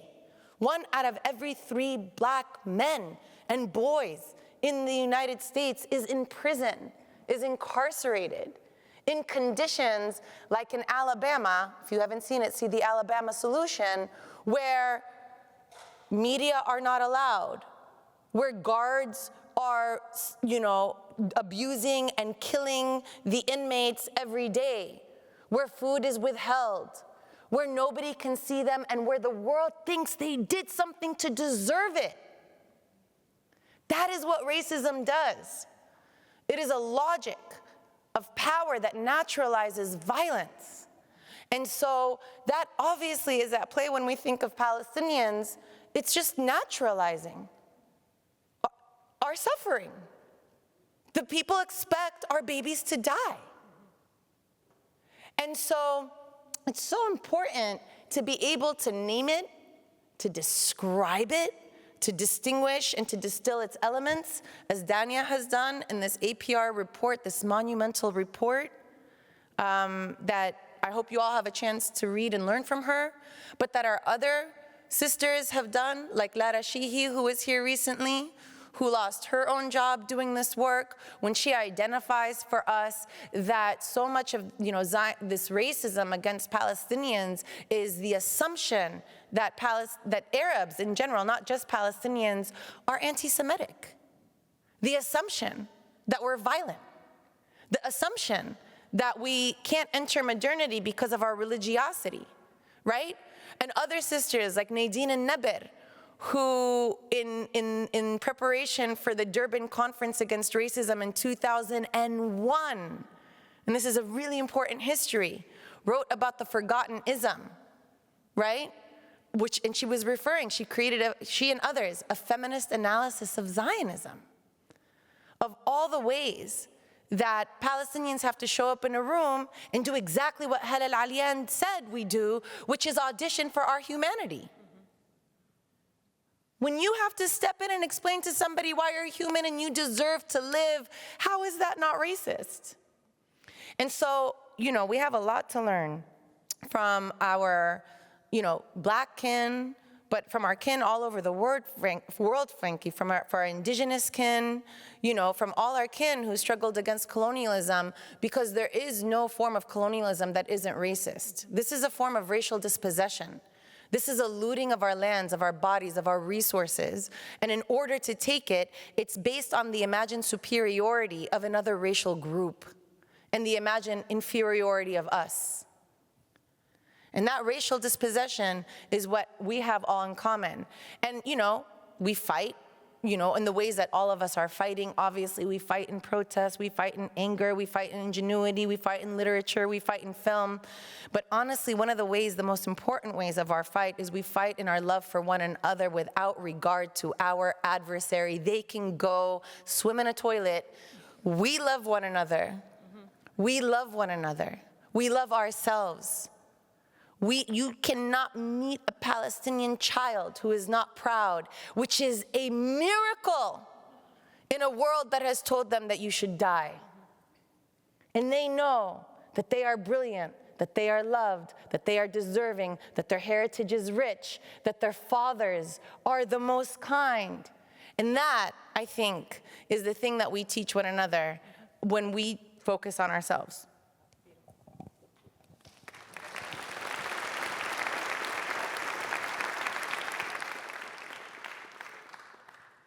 Hi, also thank you for having me here. It's such an honor to share the stage with not only Palestinians, but Palestinian women.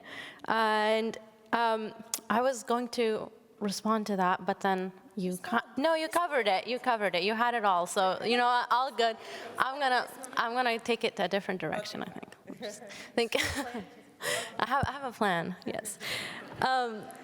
So I'm gonna take it to the ground level and grassroots organizing. When we started organizing in Nanaimo, Vancouver Island, small, in the middle of nowhere type of location. And the importance of protesting for us there was, and why we would answer to it was, we would say, how could you not protest? Is no matter the effect you had, is how could you just not be out on the street? We are watching some atrocities happening live. We are watching all of this happen. We're watching our own family being bombed and genocided. And so how could you not go out? At the same time, some people require an answer. And so I'll branch into two questions. So some people require an answer of why should they be out protesting in even smaller communities where the answer of how could you not protest is not enough for them. And to that, we branch onto who is leading these movements. In the Vancouver Island University Palestine Solidarity encampment, we were the longest lasting across Canada. Pretty sure we were up there for the world. We were at 110 days of just staying there and saying that our focus is Palestine, and no matter what y'all do, we're not going to leave. And they had to remove us. We were removed by a private securities firm, I would say. But what I say was very successful in our encampment, and what was good was that it was led by Palestinians. The core of the encampment was Palestinians. The spokespeople were Palestinians. And so it was the centering of Palestinian voices. At the same time, there's this growing frustration of why is it not everyone leading it? Why is it not a collective front of every single person, every single group at the very front? Because we all need to act, and Palestinians are exhausted. They're not only being genocided, they're watching their families being genocided, and there's that history of ethnic cleansing. And so there's that balance that we need to strike between being the leaders and the spokespeople and people centering our voices, but at the same time needing to build a very collective front, because we are the target of anti-Palestinian racism most often. And so there's two questions here are, where's that? Okay, you got them? Okay, take it then. Okay. No. Run with it. First of all, yes, 110 days. Thank you for that. That's brilliant. That's brilliant, and it's an example for us all, and so inspiring. And this thing about, we all keep commenting on this Palestinian women's situation. I've been doing this for a while, and across the world, and I assure you, bala mubalaga at all, without any exaggeration, everywhere I go, it's led by Palestinian women. Everywhere I go. And it becomes really frustrating when you realize, my goodness, this is all women-led. But then a bunch of men, who are in the forefront, right? And not like anti-patriarchal men who are embodying the spirit of feminism and, destroy I know it's hilarious, right? Not that.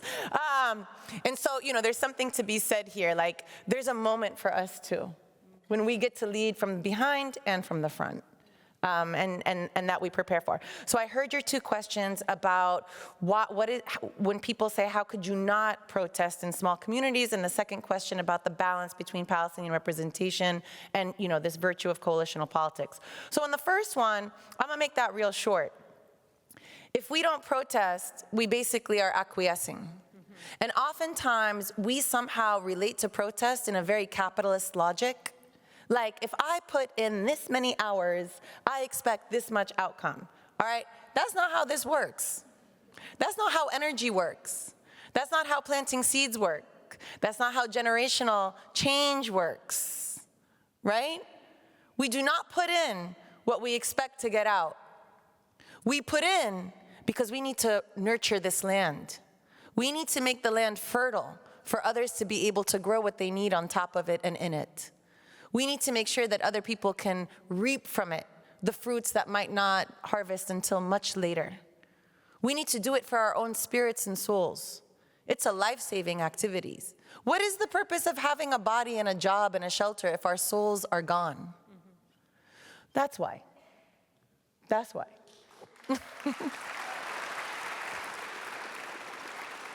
In terms of the coalitional politics, It's really, the reason Palestinians need to be, the ones who are guiding people how to do this is because, trust me, if you let others, want to speak for us, my goodness, what they have in mind. My goodness. There's a reason, I'll just say what I know. There's a reason myself and other Palestinians have been blacklisted from mainstream media. They cut our mics and then put us on lists. You know how I know? Because the young producers told me. But those young producers are the future too. And the reason, but they still bring on analysts to talk about the situation. But it's because the other analysts are going to explain how Palestinians are victims. They're going to talk about our victimhood, but they don't want to say who did it. Right? Or they want to talk about some sort of Palestinian freedom, but they don't explain what that means. Like free Palestine, but from what? Like from what? And many of the people that even, and especially they love when they love when they have Israelis who say, I'm so heartbroken, but I have to admit it's genocide. We didn't need you to tell us. 2 years later. 2 years later. Bless your heart, bro. I mean, I don't know. But you know what they're doing? Is they're basically mourning their own version of Israel. They're not mourning our life. They're mourning their vision of what Israel was supposed to be for them. They're mourning liberal Zionism. And they still want to contain the story to the West Bank and Gaza.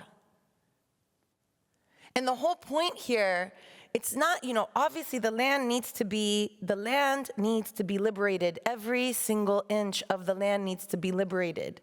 But also because we are dismantling an ideology that created some form of racial supremacy and a form of a settler class engaged in a reverse diaspora, claiming something that belongs to other people that they never sought to live with. There was never a Zionist movement for coexistence. Seriously, tell me about it. Tell me about the Zionist movement for coexistence. Tell me about the Zionist peace plan. Tell me about it. It doesn't exist.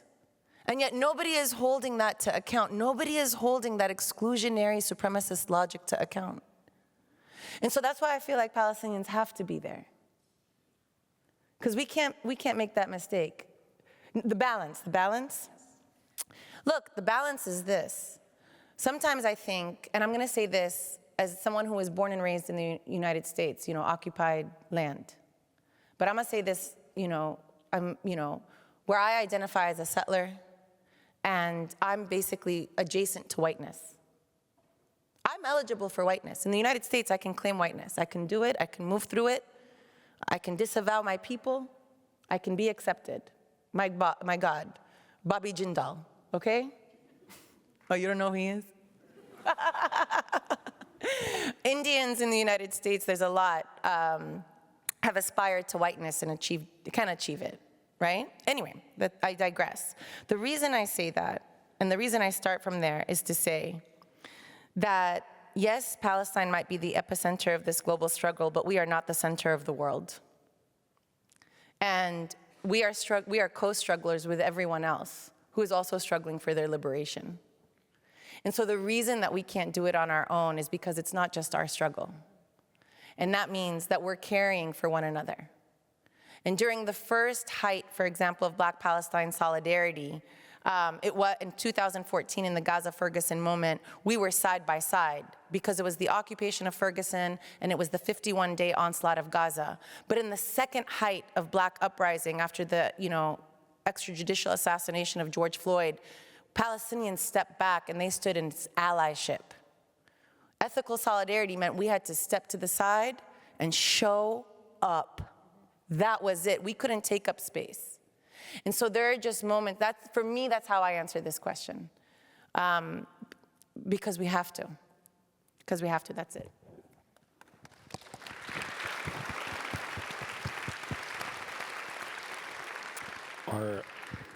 Thank you. Thank you, Noura. Thank you, Dania. Thank you, Sara. I'm just cognizant of time, which is a very strange thing to say because we should be timeless in this conversation. I'm going to ask a question, and if it's okay, I'd like to bring the audience in immediately thereafter, and then and I'll explain how that can happen. Can I also? Yes, of course. I also think that I want to invite the panelists to answer as well. Absolutely. That's the way it will be. So the questions will be posed to not just Noura, but our panelists as well. Absolutely. Okay. You mentioned mainstream. I mean, there's a sense where, well, first of all, you were talking about the heftiest price paid by Palestinian journalists in this genocide. And let's just note that the genocide in Gaza is the deadliest conflict for journalists and reporters ever recorded in history, in modern history, which is extraordinary to think about. At the same time, we're engaging with, or forced to engage with, a media system here in the West that is fundamentally committed to obfuscation, erasure, and, in fact, open hostility to Palestinians. What are some of the decisions that you have to make as an interlocutor, as an advocate, as a person trying to find, not trying to find an audience, it's not like you're pursuing an audience, but you're pushing against this grain. When you're encountering these mainstream platforms, networks who reach out to you sometimes, but while trying to moderate you in some ways, what is that decision-making process?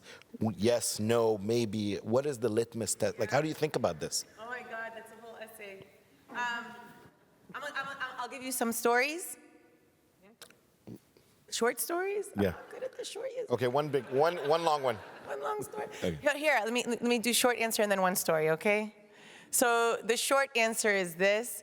I've done this long enough, and I train. And for young people in the room, can I see you? Where are the young people at? Where's our future? All right, listen. I see you. I got all my training on community radio and community stations as an organizer, right? That's where you do it. You do it on the, you do it at the rallies. That's where you find. And then by the time I did mainstream, I knew how to do it. Because I accepted all these community invitations. That's your media training. I never did a formal media training. Oh, do you want to go to a workshop? I don't, what? You are the workshop. Yeah, our life is a workshop. And so one of the things I learned, friends, whatever, I'm blacklisted, so I'm going to tell you, you don't really tell the producers what you're actually going to say. They do a pre-interview with you, and you're like, yeah, sure, peace, love.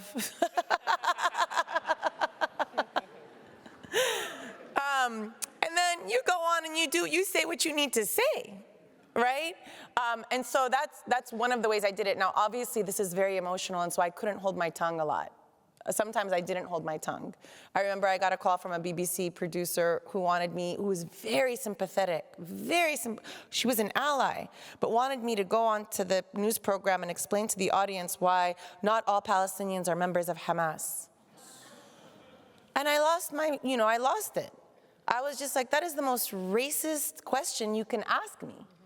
Do you really ask, Israelis that you bring on what they think of Netanyahu?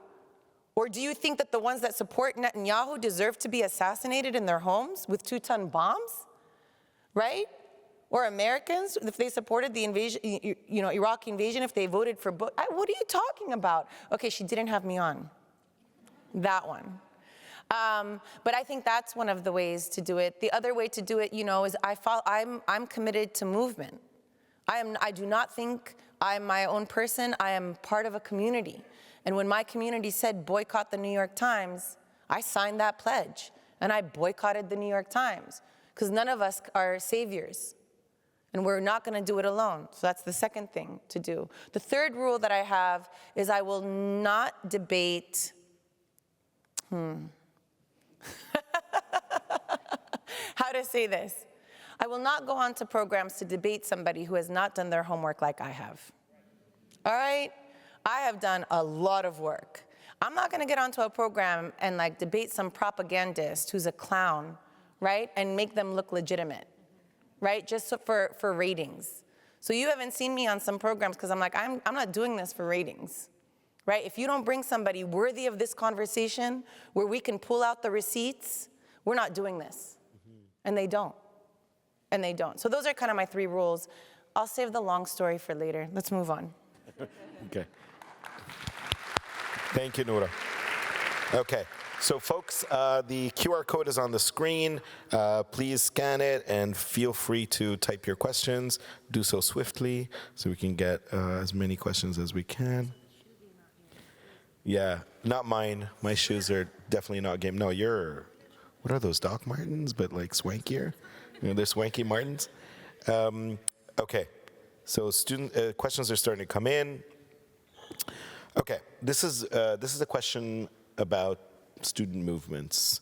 As UBC students, i.e. students at a deeply colonial institution, which is where we are situated right now, how can we maintain hope for the future of pro-Palestine organizing when institutions are locked? I think the first thing to realize that, like, when we had the encampment, but before that, we had a bunch of protests at VIU. And actually, the very first protest in Nanaimo on October 12th, 2023, was on campus at VIU, and it brought all the communities together. We weren't thinking that VIU is going to go and free Palestine. The institution was not going to go in arms and fight the occupation. But what we wanted to do is make our voices known, and we had a few demands for the institution. The very first thing we need to realize about this institution, or at least at VIU, is the institution is made out of people at the end of the day. They are people like us, and they need to realize that they are upholding a name that is not going to protect them. At the end of the day, these are people like us who their positions gave them power, and they think that that power is enough for them to push students down. And so when you place them as people, and in a way you bring them down from that power-tripping position, and you say, you're just like us, you just have no morals, and we do. So you lose power for the institution. The institution only has that power because the people in it give it power. And when we start talking to these institutions like they're these big things that are made and we cannot go against them, blah, blah, blah, and all that, and we lose sight of the fact that these institutions are just names, and the people under them, down or up to the top president, it's just a person that just usually doesn't have much values there. It stops being a question of having hope in organizing on campus. We had our encampment and we went against the university, even though we had an injunction, we had a lawsuit against us. I'm currently suspended. I graduated though, so don't worry there. But to me, it's not a fight against the institution, it's a fight against a group of people who think that they have more power than they actually do. And a group of people who are so naive in this power-tripping thing that they're on, that they don't realize that that institution can squash them down at any moment. At any point, that group of people could be all fired because they took an action that some people did not like, even higher up. And so have hope as a student on campus, as a professor, as faculty, as staff. Have hope, because what you're going against is not this big, strong, giant monster. It's just a group of people who are power-tripping.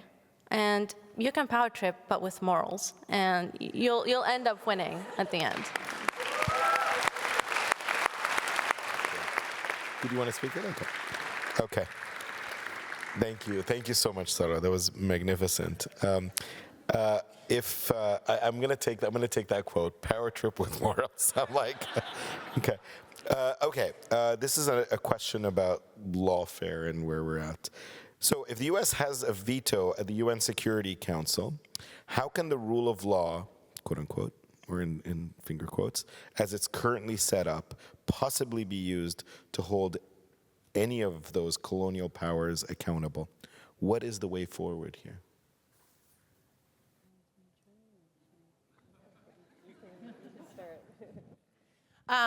So this is a great question, because obviously we saw the US make a mockery of international law and the 6 UN vetoes and ICJ and the ICC and so on.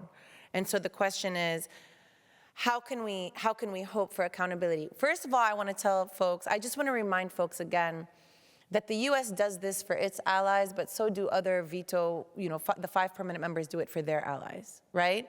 So the US has also done this historically for apartheid South Africa and, South and Southwest Africa, known as Namibia, where the only second largest number of vetoes ever issued by the United States was to protect apartheid, right? So this doesn't also just begin with us. Number one.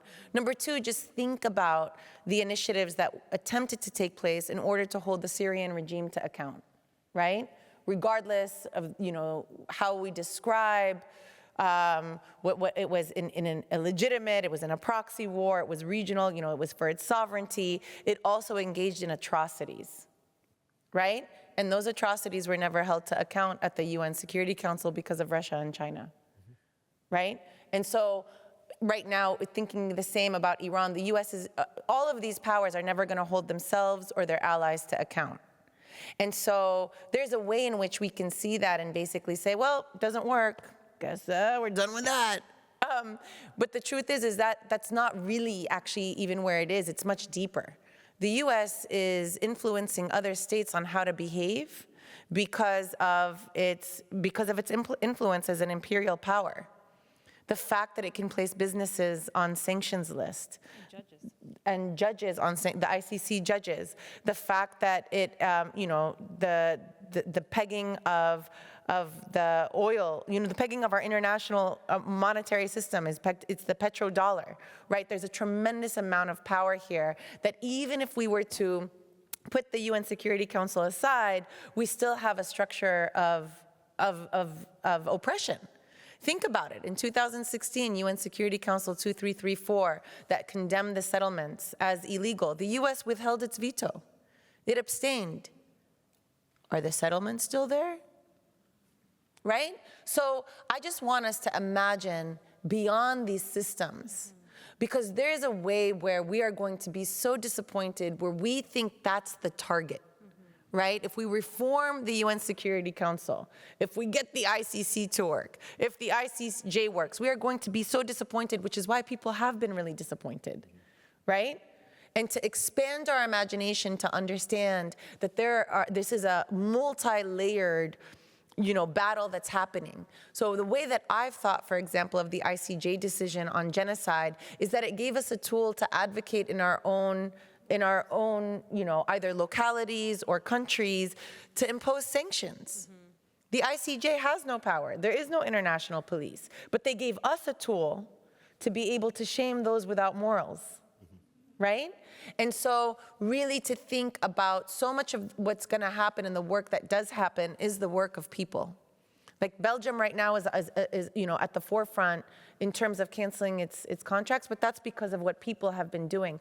Nobody's going to save us. Nobody's going to save us. No institutions are going to save us. Those institutions reflect our victories. And so their dissolution also reflects, our ongoing struggle against them as well, against this power theft.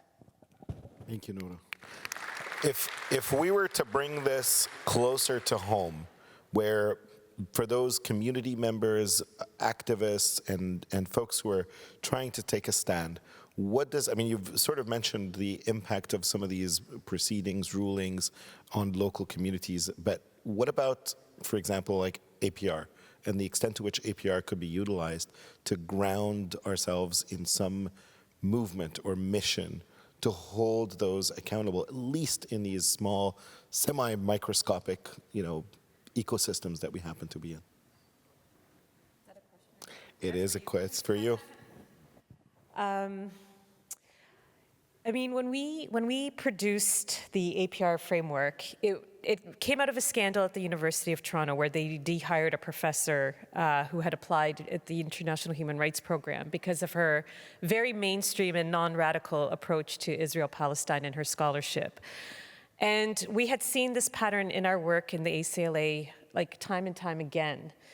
But in that particular moment, and it was sort of right after what happened in the US with the Black Lives Matter movement and, Idle No More in Canada around decolonial movement, we had a deeper understanding of how other communities were talking about what was happening to them.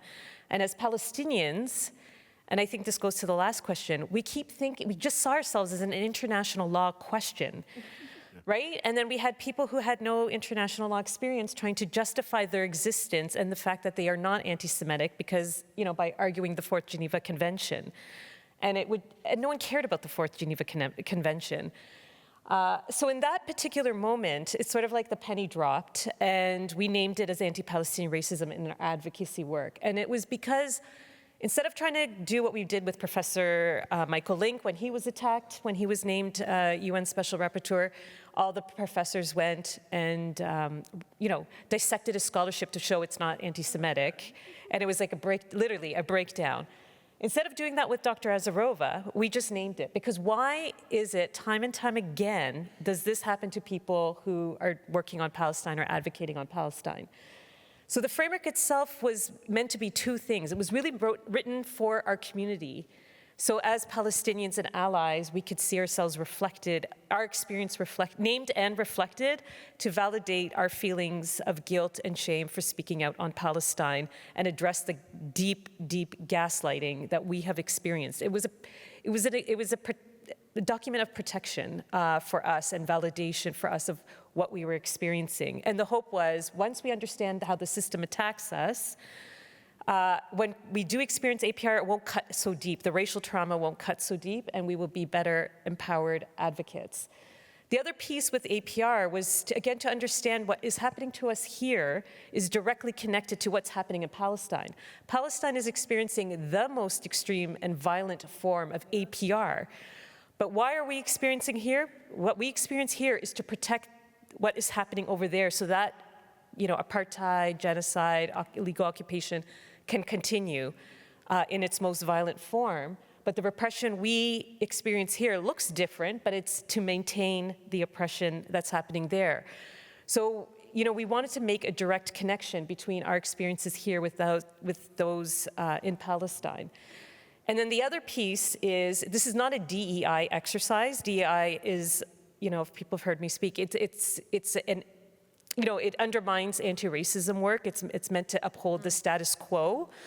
And it's really undermined the anti-racism work that many have done on different institution levels, including university. This is not what it is. If we want to address anti-Palestinian racism, we have to end the occupation, apartheid, and genocide in Palestine. So it's not about training. It's about ending our institution's complicity, whether it be at the local level, at the school board level, making sure that not only do we fight our dehumanization and erasure at these institutional levels, but we also create a platform for us to celebrate our excellence, because we're not victims, we're not asking for pity, we're asking for action, and we're asking for solidarity. And so this is how the framework was developed as a tool, as an authority to push back at the institution level, especially at the local level, and also create a space for us to be able to advocate and get our story, our narratives out without being attacked. And when we are attacked, we have something to name it and push back and hold those institutions accountable.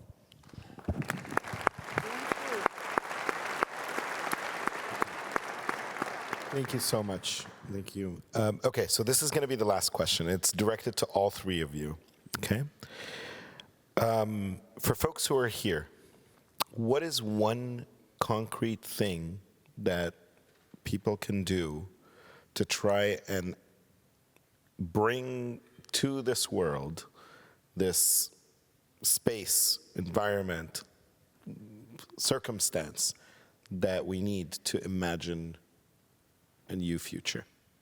So in the spirit of your title, Building the World Anew, what can we do in our respective realms and worlds to bring the world anew, concretely, based on your perspectives?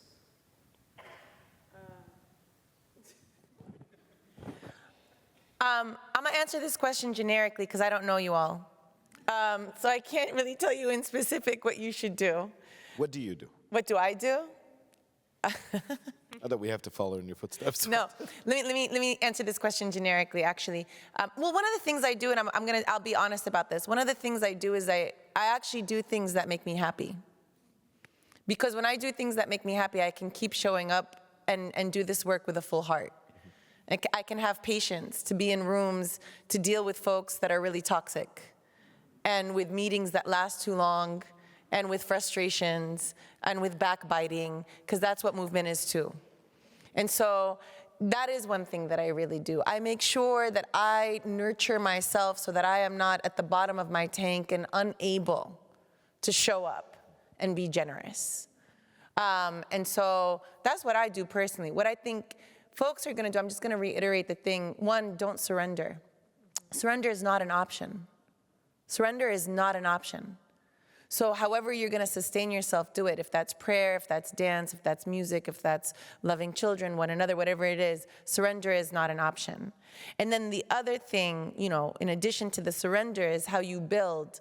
Y'all are agents. Everybody here is an agent of change. If you are a student, you're at a university.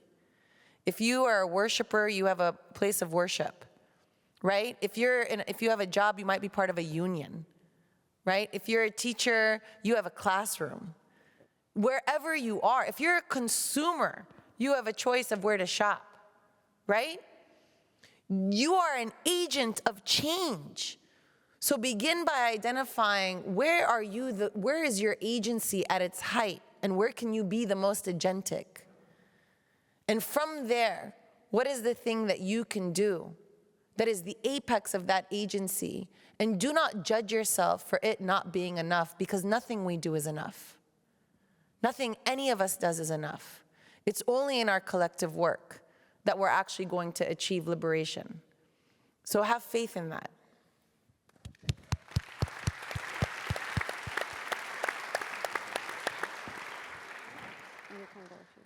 I was going to say agent.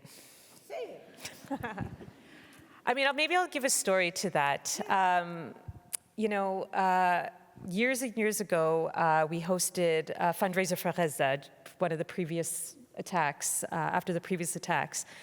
And, you know, so we were a collective advocates, activists, we were hosting it. There was in Toronto a very fancy French restaurant. And the owner, I remember TPFF had just started, 2008. Do you know what that is? The Toronto Palestine Film Festival. We just first started. We didn't know anyone or anything. We did not know what we were doing. None of us were film people. And one day we get this message from a very fancy French restaurant and said, "Can I give you money?"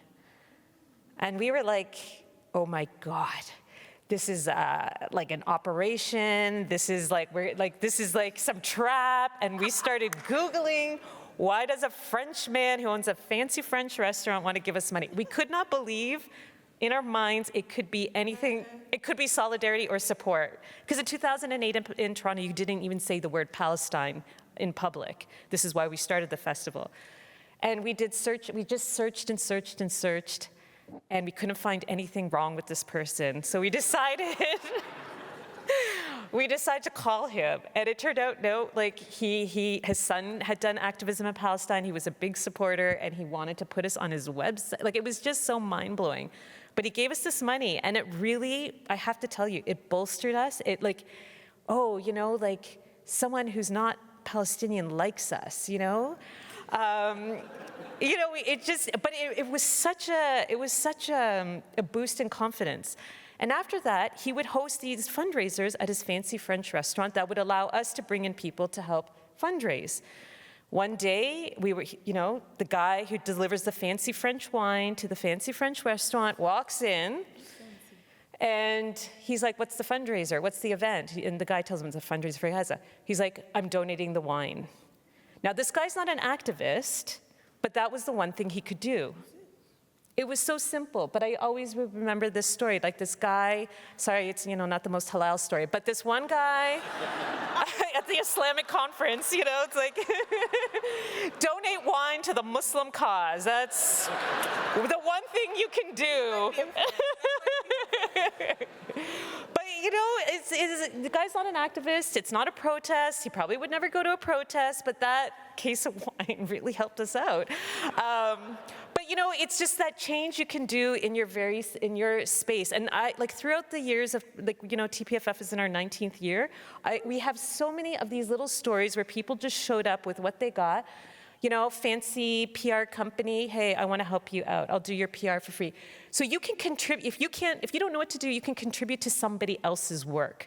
If you see a sign for an event or a fundraiser or show up. If you don't know what else to do, just show up, because it really bolsters the people doing organizing, because no one wants to do this work in isolation. I think we really have to do it, you want to do it in community with people. And if you don't know what to do, just show up for the people who know what to do, because I think that really makes such a difference as an organizer.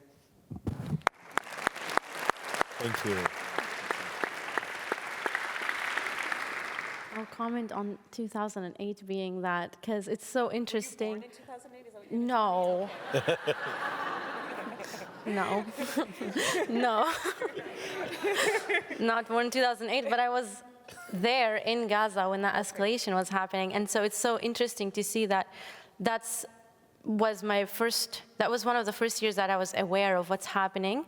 And all the way across the world all of that is happening as well. And so there is that connection for people that would ask, well, it's all the way across the world, what do I do? And so it's such a... You felt the experience, you felt it. Yeah, I was a little bit older, so I was not born around there, but yes, it was moments or years where I was aware of what was happening, and the experience as a Palestinian was coming in. I think to bring it all here, I think the one thing we need to realize and recognize is, yes, Palestinians have resilience, and yes, we recognize the resilience that Palestinians have. However, we have to be careful that we're not weaponizing their resilience against them. When we are watching Palestinians go through the genocide and ethnic cleansing in Gaza, in the West Bank, and all over occupied Palestine, we're so good at, recognizing what they're going through and how strong they are. However, sometimes that comes as they're strong, they can deal with it, I'm now going to do my own thing. And that's dangerous, because we need to recognize that they're only resilient and they can keep up with this as long as we are also taking action from the outside, even if I'm Palestinian, but even if you're not Palestinian. And for that, I think it comes from one, realizing that when we show up for protests, we need to recognize our own resilience. We need to recognize our own capacity in order to show up. These things only stop, crimes against humanity only stop when we all show up together collectively, when we recognize our own resilience and our own capacity in showing up. And capacity in showing up does not mean if you show up, or if you have time to show up, or when you show up. It's how you show up. Because the expectation for when there's a crime against humanity has been happening with the Palestinians for the past, 78 plus years now. The expectation is that we should all be showing up. It's non-negotiable. It's not, can I fit a protest between my salon appointment today and my appointment later or visit later today? We have to show up. That is non-negotiable. And so we need to recognize how we can show up and how we can be resilient in our own ways and how we can build a collective front to fight against what's happening, because it is affecting us here as it is affecting Palestinians in Palestine. And so recognize how you could show up, what your capacity is, and recognize that resilience in Palestinians is admirable, absolutely. I'm in awe. I have cousins in Gaza that kept up with their studies over the past 2-3 years, kept up with finding where to study, how to do it online, where to sign up for next. Every single day I was calling and on the phone of, is this the next scholarship? Where can I apply for scholarships? What programs are open for Palestinians? It's admirable. I was at awe because sometimes I just wanted to hide in my own bed and I didn't want to get out there and move. However, we can admire it and we can learn from it and we can replicate it here instead of just weaponizing it against Palestinians and saying they can deal with it. And so to building the world anew, to take your title there, I think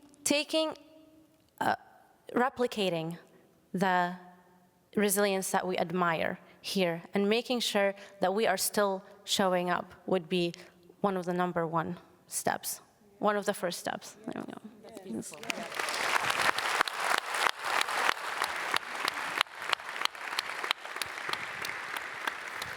Thank you. Thank you so much. And now I would like to invite Arwa back to help me. Sorry. Wow, thank you so much for this inspiring, amazing conversation. Please, round of applause.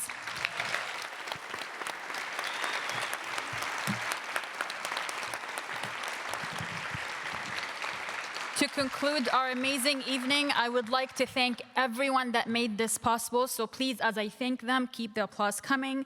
I would like to thank the CCMS Dream Team, comprised of Kylie, Parsa Al-Rizai, and Joseph Matwashla, who make the impossible seem ordinary. I would like to thank the incredible staff at the Chan Centre, from the visionary Jared Martino to the team at the helm, including but not limited to Paul Santz, David Hemfrey, Bailey Nicholson, Mike Southworth, and Lindsay, and all the ushers, tech, AV, and everyone backstage.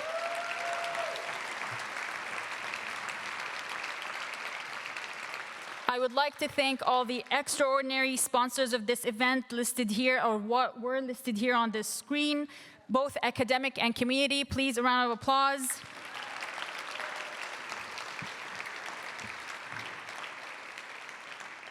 A heartfelt thank you to Dania Majid, Sara Kishawi for their inspiration and engagement you brought today, and the continued commitment every single day. Your presence with us is invaluable. And of course, a big heartfelt thank you to our guest of honor and 2026 Edward Said Memorial Lecturer, the tireless and brilliant Noura Erakat, everyone.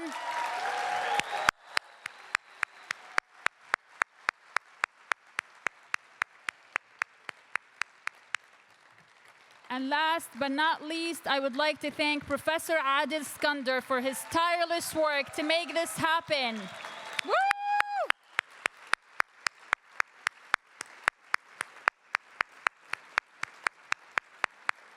Thank you, everyone. Before we go, free, free.